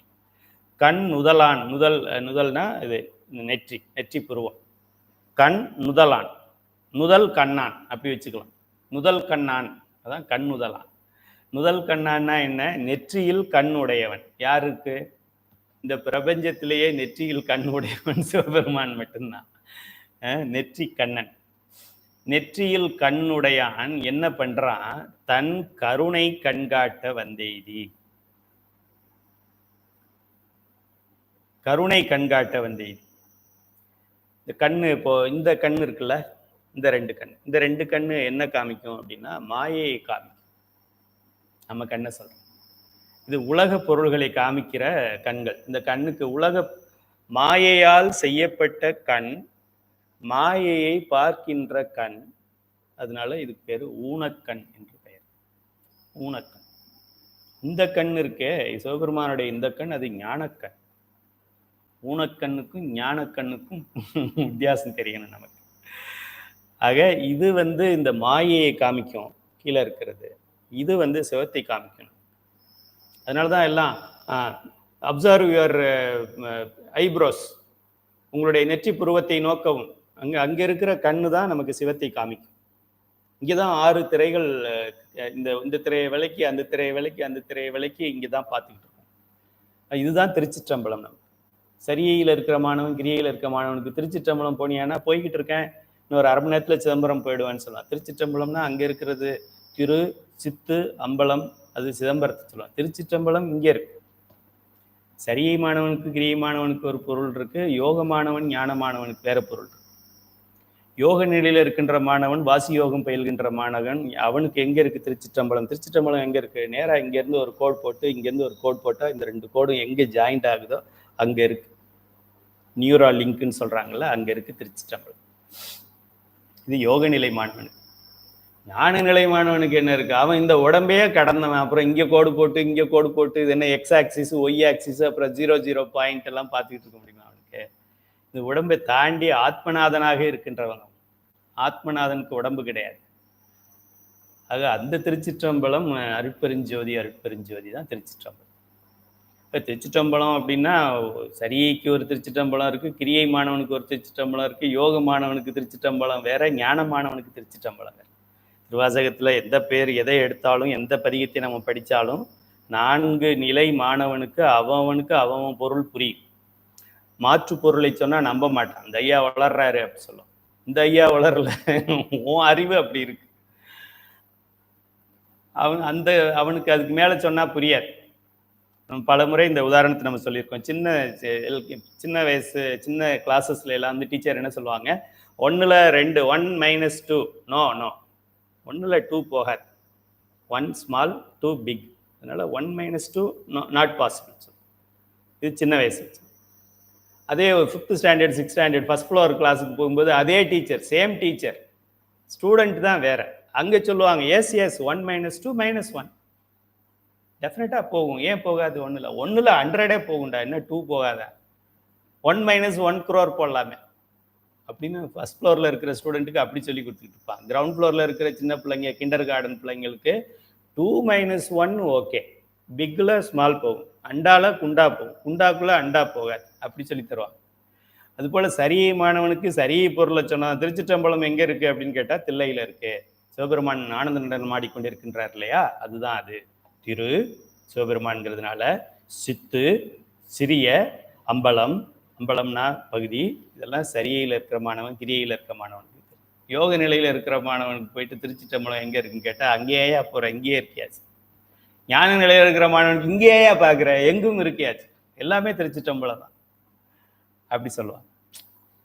கண் முதலான் தன் கருணை கண்காட்ட வந்தேதி. சிவபெருமான் முக்கண்ணன் அப்படிங்கிறத இங்க காமிக்கிறாரு. அந்த 3வது கண் சிவபெருமானுக்கு எதுக்கு வந்தது? இந்த 2 கண்ணும் அவனுக்கு சரியா தெரியாது, சின்ன எழுத்து படிக்க முடியாதுங்கிறதுனால 3வது கண் ஓப்பன் பண்ணி வச்சுக்கிட்டானா? நம்ம 2 கண்ணு நமக்கு ஒர்க் ஆகலைனாக்கா என்ன பண்றோங்கிறத நினைச்சு சிவபெருமானுக்கு அப்படி நினைக்கக்கூடாது. அவனுக்கு நெற்றி கண், அந்த நெற்றியில இருக்கிறது பரம்பொருளை காட்டுகின்ற கண். நமக்கு இருக்கு அந்த கண். ஆக்சுவலா சிவபெருமானுக்கு அது ஓப்பன் ஆகி காமிச்சிருக்கிறாங்க. நம்ம யோக நிலையை சரியா பயின்றுக்கிட்டு மூச்சு பயிற்சிகள்லாம் சரியா பண்ணி நம்ம அந்த மெடிடேஷன் என்று சொல்லக்கூடிய 8 அட்ட யோகங்கள் அதை நம்ம பண்ணணும்னா அட்டமா சித்திகளும் நமக்கு கைகூடும். சிவபெருமான்கிட்ட போய் தான் வாங்கிட்டு வரணும்னு கிடையாது. ஆக இதுதான் கண் முதலான் தன் கருணை கண்காட்ட வந்தெய்தி. கருணை கண் காமிச்சார். இப்போ நம்ம சொல்றோம்ல, இப்போ நான் ஏன் இந்த அளவுக்கு வந்திருக்கேன், இப்போ நம்மகிட்ட சில மாணவர்கள் சொல்லுவாங்க, இந்த திருவாசகம் எழுதுற மாணவர்கள்லாம் உடனே எனக்கு ஒரு பின்னாடியே ஒரு செய்தி போட்டு அனுப்பிடுறாங்க. ஐயா, எத்தனையோ முற்றோதல் நான் பண்ணியிருக்கிறேன், எனக்கு அனுபவங்கள் ஏற்பட்டதில்லை. ஒரே ஒரு முற்றெழுதுதல்ல நான் பெற்ற அனுபவம் இருக்கே, ஆஹா ஆஹா, நீங்க தான் எனக்கு சிவமாக என்னுடைய கண்ணை திறந்து வச்சிங்க அப்படின்லாம் சொல்லுவாங்க. நம்ம ஒன்றும் பண்றது கிடையாது, சும்மா சாப்பிட்டு தூங்கிக்கிட்டு இருக்கோம். சிவபெருமானின் கருணையால் தான் நான் இங்கே வந்தேன் அப்படிங்கிறத சொல்றார். கண்ணுதலான் தன் கருணை கண்காட்ட, அதாவது உங்க கருணை கண்ணை காமிச்சிங்க அப்படின்னு சொல்றோம்ல. கருணை கண்ணை காமிச்சிங்கன்னா கண் அப்படி காமிச்சிங்கன்னு அர்த்தம் கிடையாது. கருணை கண் அப்படின்னா அந்த கருணைங்கிற ஒரு இதை காமிச்சிங்கன்னு அர்த்தம். ஆக சிவபெருமானுடைய கண்ணுதலான், நுதல் கண்ணான் தன்னுடைய கருணை கண்ணை காட்டுறதுனால வந்தெய்தி இந்த உலகத்துக்கு நான் இங்க வந்தேன். எண்ணுதற்கு எட்டா எழிலார் கடல் இறைஞ்சி. எண்ணுதற்கு எட்டா, எண்ணவே முடியாது. என்றதுன்னா 1 2 3 4 5 6 கிடையாது, இன்ஃபைனைட்னு பேர் எழுதிக்கங்க. எண்ணுதற்கு அப்படின்னா இன்ஃபைனைட்னு பேர். எண்ணுதற்கு எட்டா எழில். எண்ணுதற்கு எட்டா ஹைட்டு வெயிட்டு கிடையாது, அழகே எண்ணுதற்கு எட்டா. அவன் எவ்வளோ அழகுன்னு நம்ம சொல்ல முடியாது. முருகன் மாதிரி. முருகன் எவ்வளோ அழகு, முருகன் அவ்வளவும் அழகுதான். அவன் விரல் நகம் கூட அழகா இருக்கும் முருகனுக்கு. நினைத்து பார்க்க முடியாத அளவுக்கு அழகு வாய்ந்தவன் அவன். அப்போ அவனுடைய திருவடி அதை விட அழகு வாய்ந்தது. அந்த அழகான திருவடியை எண்ணுதற்கு எட்டா எழிலார் கடல் இறைஞ்சி. அந்த கடல், அவனுடைய திருவடியில் இருக்கின்ற கடல், அந்த திருவடியே ஒரு கடல். அந்த கடல் இவ்வளோ அழகா இருக்கு அப்படின்னா, இப்போ நான் சொல்லும்போது அழகு அப்படின்னு உடனே அப்படியே ஃபேர் அண்ட் லவ்லி போட்டு பேஸ் போட்டு அப்படியே நல்லா பளிச்சுன்னு வெள்ளையா அப்படி கிடையாது. எங்க அருள் இருக்கின்றதோ, எங்க அறிவு இருக்கின்றதோ, எங்க சத்து சித்து ஆனந்தம் இருக்கின்றதோ அதுதான் எழில், அதுதான் அழகு. அதுதான் சொல்றார். எண்ணுதற்கு எட்டா எழிலார் கடல். அவனுடைய திருவடி அப்படிப்பட்டது. திருவடினா என்ன? திருவடின்னா அறிவுன்னு அர்த்தம். திருவடினா கால் கிடையாது, அறிவு என்று பெயர். எல்லா அறிவும் எல்லா ஆற்றலும் உலகத்தில் இருக்கிற எல்லாருடைய அறிவு, இந்த 800 கோடி மக்களுடைய அறிவு எல்லாத்தையும் கூட்டினாலும் சிவபெருமான் காலுக்கு கீழ் தான் நிற்குமே தவிர சிவபெருமான் தலைக்கு மேலே அது போக முடியாது. ஆக எல்லா அறிவுகளும் அடங்குகின்ற இடம் அந்த பேரறிவு. எல்லா ஆற்றல்களும் அடங்குகின்ற இடம். நான் சயின்டிஸ்ட், நான் டெக்னாலஜிஸ்ட், நான் இன்ஜினியர், நான் ப்ரொஃபஸர், எல்லா ஆற்றல் எல்லாமே அடங்குகின்ற ஒரு இடம். அதை விட பெரிய இடம் இருக்கு அப்படின்னா இதெல்லாம் மண்ணில் அள்ளின கை மண் அளவு, அது பெரிய கடல் அளவு. இப்படிப்பட்ட ஒரு இடத்தைத்தான் நாம் எண்ணுதற்கு எட்டா எழிலார் கடல் இறைஞ்சி, அவனுடைய திருவடியை வணங்கி விண் நிறைந்து மண் நிறைந்து மிக்காய் விளங்கொழியாய். திருவண்ணாமலை பதிவு, திருவண்ணாமலை கதை இது. திருஞான சம்பந்த பெருமானுடைய பதிகத்துல பதிவு பண்ணிக்கிட்டே வருவார் இல்லையா? எத்தனை 8 9வது பாடல். 9வது பாடல் பிரமன் மால் காணா பெற்றியன். அதுதான் இது. வெண் நிறைந்து ஜோதியாக மேலே போயிட்டு பிரம்மன் தேடினானே அங்க மண் நிறைந்து விஷ்ணுவுக்கு கீழே போய் மிக்காய் விளங்கொளியாய் ஒளி பிளம்பாகி விளங்குகின்ற மேலானவனே அருணாச்சலா என்று பெயர். பக்கத்தில் எழுதிக்கங்க. 23வது வரி என்ன சொல்லுது? அருணாச்சலா அண்ணாமலையாரே. அண்ணாமலையாருக்கு அரோகரா. ES3 இருக்கீங்களா? செஞ்சிக்கோட்டை தலைவி. விண்ணிறைந்து மண்ணிறைந்து மிக்காய் விளங்கொளியாய் அப்படின்னா அண்ணாமலைக்கு அரோகரா என்று பெயர். அடுத்த வாரம் ஞாயிற்றுக்கிழமை சனிக்கிழமை நைட்லேருந்து திருவண்ணாமலை கிரிவலம் ஆரம்பிச்சிடலாம். சிவபெருமான் பஞ்சபூதங்கள் எனப்படும் நீர் நெருப்பு காற்று அதெல்லாம் உள்ளும் இருப்பதால் கடவுள் என்று அழைக்கிறோம். ஏன் கடவுள்? விண்ணிறைந்து மண்ணிறைந்து மிக்காய் விளங்கொளியாய். விளங்கொளியாய் மிக்காய் விளங்கொளியாய். மிக்குன்னா என்ன அர்த்தம்? அதுக்கும் மேலையும் அர்த்தம். என்ன நம்ம அல்டிமேட்டுன்னு சொல்றோமோ அதுக்கும் மேலே சிவபெருமான். இந்த இன்ஃபைனைட்டுன்னு ஒரு வார்த்தையை கண்டுபிடிச்சாங்க இல்லையா? இன்ஃபைனைட்டுன்னு ஏதாவது ஒன்று இருக்கும் என்றால் அதுக்கும் மேலானவன் அவன். அனாதிக்கு அப்படிதான் பொருள் சொல்றோம். எப்போ காலம் தோன்றா காலத்து அப்படின்னு சொல்ற மாதிரி எல்லாவற்றிற்கும் மேலாய் மிக்காய் அப்படின்னா கடந்தும் என்று பொருள். எழுதிக்கங்க. மிக்காய்னா கடந்து. கடந்தும் உள்ளும் இருக்கின்றவன். என்ன சொல்லுது அந்த வரி? விண்ணிறைந்து மண்ணிறைந்து. விண்ணிறைந்து மண்ணிறைந்துன்னா இது சரியகிரி மாணவனுக்கு தான் அண்ணாமலையார் அரோகரா அதெல்லாம் சொன்னது. விண்ணிறைந்துன்னா மிக்காய், மண்ணிறைந்துன்னா மிக்காய் விளங்கொளியாய். விண்ணிறைந்து மண்ணிறைந்து அப்படின்னா கடந்தும் உள்ளும் அப்படின்னு அர்த்தம். யோக நிலை ஞான நிலை மாணவர். கடந்தும் உள்ளும் ஒருவன் இருக்கின்றான் என்றால் அவனுக்கு பேரு கடந்த உள் அப்படின்னு பேர். கடந்த உள் அவன் இன்னும் சுருக்குனா கடவுள் என்று பெயர்.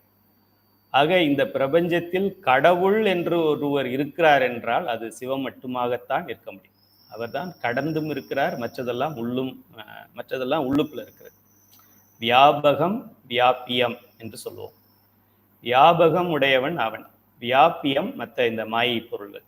ஆக கடவுள் என்றால் கடந்தும் உள்ளும் இருக்கின்ற ஒருவன் என்ற அர்த்தம். அவன் யாராக இருக்க முடியும்? சப்போஸ் இப்போ நம்ம சொல்றோம் பிரம்மன் அப்படின்றோம். பிரம்மன் சரி, ஓகே, பிரம்மன் தான் கடவுள். சரி, பிரம்மனை கடந்து ஏதாவது இருக்கா? இருக்கு. பிரம்மன் தலையை கையில வச்சுக்கிட்டு சாப்பிட்றாரு சாமி. அதுபோல ஒரு 108 பிரம்மன் தலையை மாட்டியிருக்கிறார் கழுத்துல. இது பிரம்மன் தலை அப்படின்னு நம்ம காமிக்கிறார். ஏன் அவர் பிச்சை எடுத்து சாப்பிடணும்? நல்ல பிளேட் வாங்க முடியாத, பிளாஸ்டிக்ல கூட வாங்கிக்கலாம். தேங்காய் மட்டை பிளேட்டெல்லாம் 5 ரூபாய்க்கு விற்கிது. அதை வாங்கிட்டு வந்து சாப்பிடக்கூடாதா? நமக்கு காமிக்கிறாரு. இது யார் தெரியுமா? அது பிரம்மா, அவன் தலை. இதெல்லாம் என்ன தெரியுமா? இவங்க முந்தின பிரம்மா -1 -2 -3 -4 -108. அதுதான் இது. பிரம்மாவோட தலை இப்படின்னா நீ நான்லாம் என்ன அப்படின்னு, நான் இல்லை நீ யாரு அப்படின்னு காமிக்கிறதுக்காக அப்படி பண்ற. எண்ணிறந்த எல்லை இலாதானே நின் பெருஞ்சீர். பெருஞ்சீர்னா கருணை. எண்ணிறந்து அதாவது என்ன சொல்றது, எண்ண முடியாத, 2 நான் இருக்கு, எண்ண முடியாத, கவுண்ட் பண்ண முடியாத அப்படின்னு அர்த்தம். எண்ணிறைந்துன்னா என்ன? எண்ணத்துக்கும் மேல. பிசிக்கல் கவுண்டிங்கும் ஒன்று. நம்ம ஒரு அப்டிராக்டா திங்க் பண்றோம்ல மனதில். இப்போ பாருங்க, இங்கே பாருங்க, நான் இப்போ ராஜிமாவோட நான் இப்போ அவங்க யூஎஸ்ல நான் போயிட்டேன், யூஎஸ் போயிட்டேன். இப்போ அங்கேருந்து கனடா போகிறேன். அங்கே ரூபன் அம்மா என்ன பண்ணிட்டு இருக்காங்க, இப்போ கவனிக்கிறாங்களா, காஃபி சாப்பிட்றாங்களா பார்க்கறதுக்கு கனடா போயிட்டேன். அப்படியே ஸ்விஸ் போகிறேன், மாலாம்மா என்ன பண்ணுறாங்கன்னு பார்க்குறேன். அப்படின்னு மனதில் போய்கிட்டே இருக்கேன். உடம்பு இங்கே தான் கந்தரக்கோட்டையில் இருக்கு, மைண்டு போய்கிட்டே இருக்கு. இப்படி எண்ணத்தை சொல்கிறோம். எண்ண முடியாதது ஒன்று, இன்னொன்று எண்ணத்தாலும் எண்ணிறந்து எல்லை இல்லாதானே. அப்படி ஒரு எண்ணத்தை இப்போ எண்ணம் எங்கே போயிருக்கு? 5 இதுக்கு போயிருக்கு. ஆப்பிரிக்கா, ஆஸ்திரேலியா, அமெரிக்கா, ஆசியா அப்படின்னு 5 கண்டங்களுக்கும் போயிருக்கு.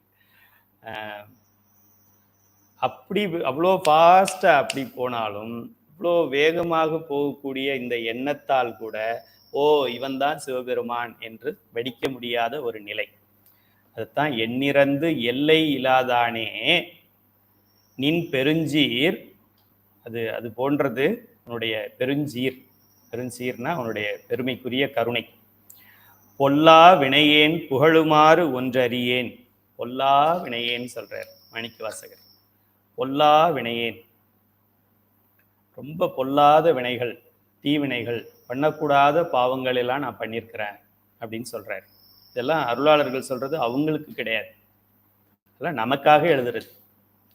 பொல்லா வினையேன், கொடிய வினைகள் அதெல்லாம் உடைய நான், பொல்லா வினையேன் புகழுமாறு ஒன்று அறியேன். என்கிட்ட ஒரு ப்ளஸ் பாயிண்ட்டுன்னு சொல்றதுக்கு ஒண்ணுமே கிடையாது, எல்லாமே நாத்தம் பிடிச்ச மைனஸ் பாயிண்டா இருக்கு. இப்படி இப்படி இப்படி இப்படி, இது தப்பு அது தப்பு, இது மோசம் அது மோசம், எல்லாமே நமக்கு மைனஸ் நிறைய இருக்கு. பொல்லா வினை அது மாதிரி கவுண்ட் பண்ணாக்க ஏகப்பட்ட ராங் இருக்கு. ரைட்டுன்னு கவுண்ட் பண்ணா ஒண்ணுமே கிடையாது நம்ம கிட்ட அப்படின்னு மாணிக்க வாசகர் சொல்றாரு. உங்கள்கிட்ட உங்களுடைய ப்ளஸ் பாயிண்ட் எல்லாம் எழுதுங்க, உங்களுடைய மைனஸ் பாயிண்ட்னா எழுதுங்க, எழுதிக்கங்க, ஹோம்ஒர்க் எழுது. உங்கள் ஹோம்ஒர்க் இது யாருக்கும் காமிக்க வேண்டாம், நீங்களே பார்த்துக்கங்க, பார்த்துக்கிட்டு கிழிச்சு போட்டுருங்க. உங்களுடைய ப்ளஸ் பாயிண்ட் எல்லாம் எழுதுங்க, உங்களுடைய மைனஸ் பாயிண்ட் எல்லாம் எழுதுங்க. ஒரு பக்கம் ப்ளஸ் பாயிண்ட்டு மைனஸ் பாயிண்ட்டு. நான் இப்போவே சத்தியம் பண்ணி சொல்கிறேன், ப்ளஸ் பாயிண்ட் நிறைய எழுதுவீங்க, மைனஸ் பாயிண்ட் கொஞ்சமாக தான் எழுதுவீங்க. ஏன்? உயிர் ஆணவத்தால் மறைக்கப்பட்டிருக்கிறது என்றே தெரியாமல் மறைக்கப்பட்டு கிடந்தது, அறிவித்தால்தான் அறியும் உயிர். ஆக நமக்கு ஒரு வீக்னஸ் இருக்கு என்றே நிறைய மனிதர்களுக்கு தெரியாது. சில தெரிந்த மனிதர்களுக்கு அதை ஏற்றுக்கொள்ளக்கூடிய மனப்பக்குவம் இருக்காது. ஆகையால் ப்ளஸ் பாயிண்ட் நிறைய எழுதுவாங்க. இப்போ நான் என்ன எழுதுவேன்? சைவ சித்தாந்த சுடர், பஞ்சபுராணம், திருவாசகம் முற்றும் எழுதுதல், சிவபுராணம் ஓதுதல். பட்டுக்கோட்டை அறக்கட்டளை மூலமா சிவபுராண பாராயணத்துக்கு 1080 பேருக்கு சர்டிஃபிகேட் கொடுத்துருக்கோம் அப்படின்னு அப்படியே ப்ளஸ் எல்லாம் எழுதுங்க. மைனஸ் ஏதாவது சொல்லுங்க. மைனஸ் எல்லாம் ஒன்றும் கிடையாது, மைனஸ் கொஞ்சம் பிளாக்காக இருக்கேன் அவ்வளோதான், அது மட்டும்தான் மைனஸ் சொல்லுவேன். இதுதான் நம்மளுடைய இயற்கை. பெருமான் என்ன சொல்றாரு? பொல்லா வினையேன் புகழுமாறு ஒன்றறியேன். மாற்றி சொல்றேன். என்னுடைய நெகட்டிவை நான் சொல்லணும்னா லிஸ்ட் போய்கிட்டே இருக்கு, மளிகை கடை ப்ரொவிஷன் ஸ்டோர் லிஸ்ட் மாதிரி போய்கிட்டே இருக்கு. கடைசியா இன்னும் தொடரும்னு போடுறோம், அண்ட் சோ ஆன் அப்படின்னு போகுது. வினைகள், பொல்லா வினைகள். ப்ளஸ் பாயிண்ட் ஏதாவது சொல்லுன்னா பேனா ஓப்பன் ஆகவே மாட்டேங்குது, என்ன இருக்கு சொல்றது அப்படின்னு மாணிக்க வாசகர் சொல்றாரு. பூசை பண்ண, அபிஷேகம் பண்ண, காலையில் அபிஷேகம் பண்ண, இது பார்த்தேன் அது பார்த்தேன், மாலை போட்டேன், ஃபோட்டோ எடுத்தேன், வீடியோ எடுத்தேன், அதெல்லாம் எடுத்து என்ன பண்ணுறது? இதை புரிஞ்சுக்காம வினைகளில் நான் பொல்லாதவன், தீவினையில், புகழ்களில் நான் ஜீரோ. இது மாதிரி நம்மளால் ஒரே ஒரு நாள் நினச்சி பார்க்க முடியுமா? நீங்கள் எழுதுங்க, இதெல்லாம் ஹோம்ஒர்க், செல்ஃப் ஹோம்ஒர்க். இது சிவபெருமான் சொல்கிறதா நினச்சி எழுதுங்க. உங்களுடைய ப்ளஸ் பாயிண்ட் எழுதுங்க, மைனஸ் பாயிண்ட் எழுதுங்க. ப்ளஸ் பாயிண்ட் எத்தனை வருதோ அந்த அளவுக்கு கூட மைனஸ் பாயிண்ட் எழுத மாட்டீங்க, சத்தியம். அருளாளர்களுக்கும் நமக்கும் இதான் வித்தியாசம். ஆக இனிமேல் நம்மளுடைய மைனஸ் என்னங்கிறத நம்ம தெரிஞ்சுக்கிட்டு அதிலிருந்து எப்படி மீள்வது என்று தெரியும். முதல்ல வியாதி தெரிஞ்சாதானே மருந்து தேட முடியும். பொல்லா வினையேன் அப்படிங்கிறது நமக்கு தெரிஞ்சாதான். அப்போ இந்த வினை தெரணும்னா என்ன பண்ணணும்?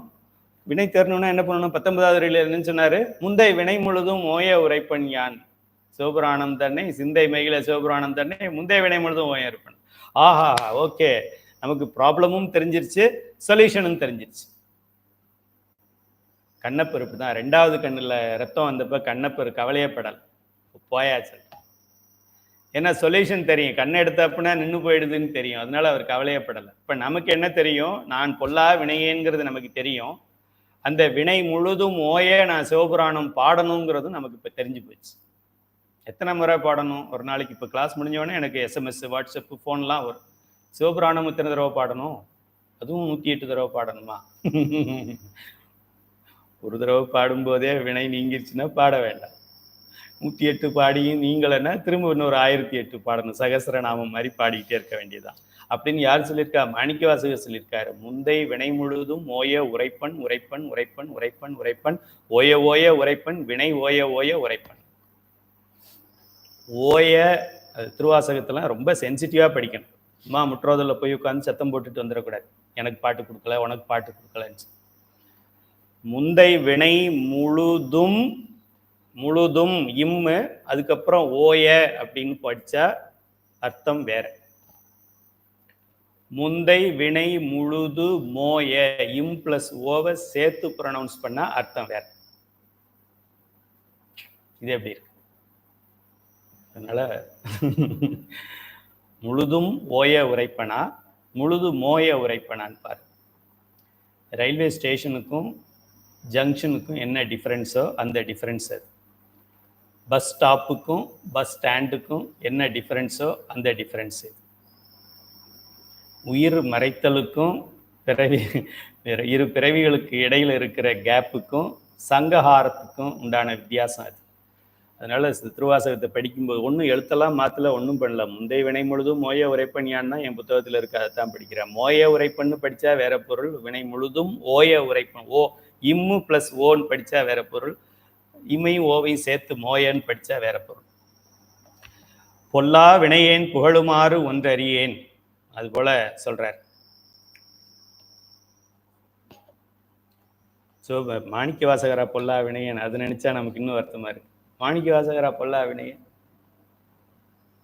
மாணிக்க வாசகர் பொல்லா வினையானா இருந்தா 16 வயசுலயே மன்னன் வாலண்டியரா கூப்பிட்டு போய் அப்பாயின்மெண்ட் ஆர்டர், கேம்பஸ் இன்டர்வியூ கூட கிடையாது, அவர் சும்மா வீட்டிலேயே வந்து செலக்ட் பண்ணி கூட்டிட்டு போயிட்டான்.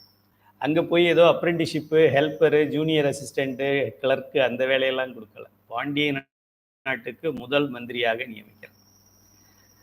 அங்கே இருக்கிற என்ன கருவூலம் என்று சொல்லக்கூடிய கஜானாவோட சாவியை அவர்கிட்ட கொடுக்குறான். சிவபெருமான் இவன் வருவான்னு சொல்லிட்டு அங்கே போய் உட்கார்ந்து இருக்கிறார். அப்படிப்பட்ட மாணிக்க வாசகர் சொல்றாரு பொல்லா வினையேன் அப்படின்னு சொல்றாரு.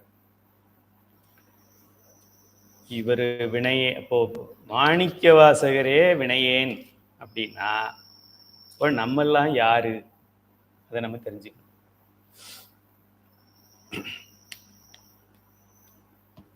பெருமானை பத்தி நினைச்சா நம்ம அதுக்கு மேல நம்ம பேசுறதுக்கே வரமாட்டேங்குது.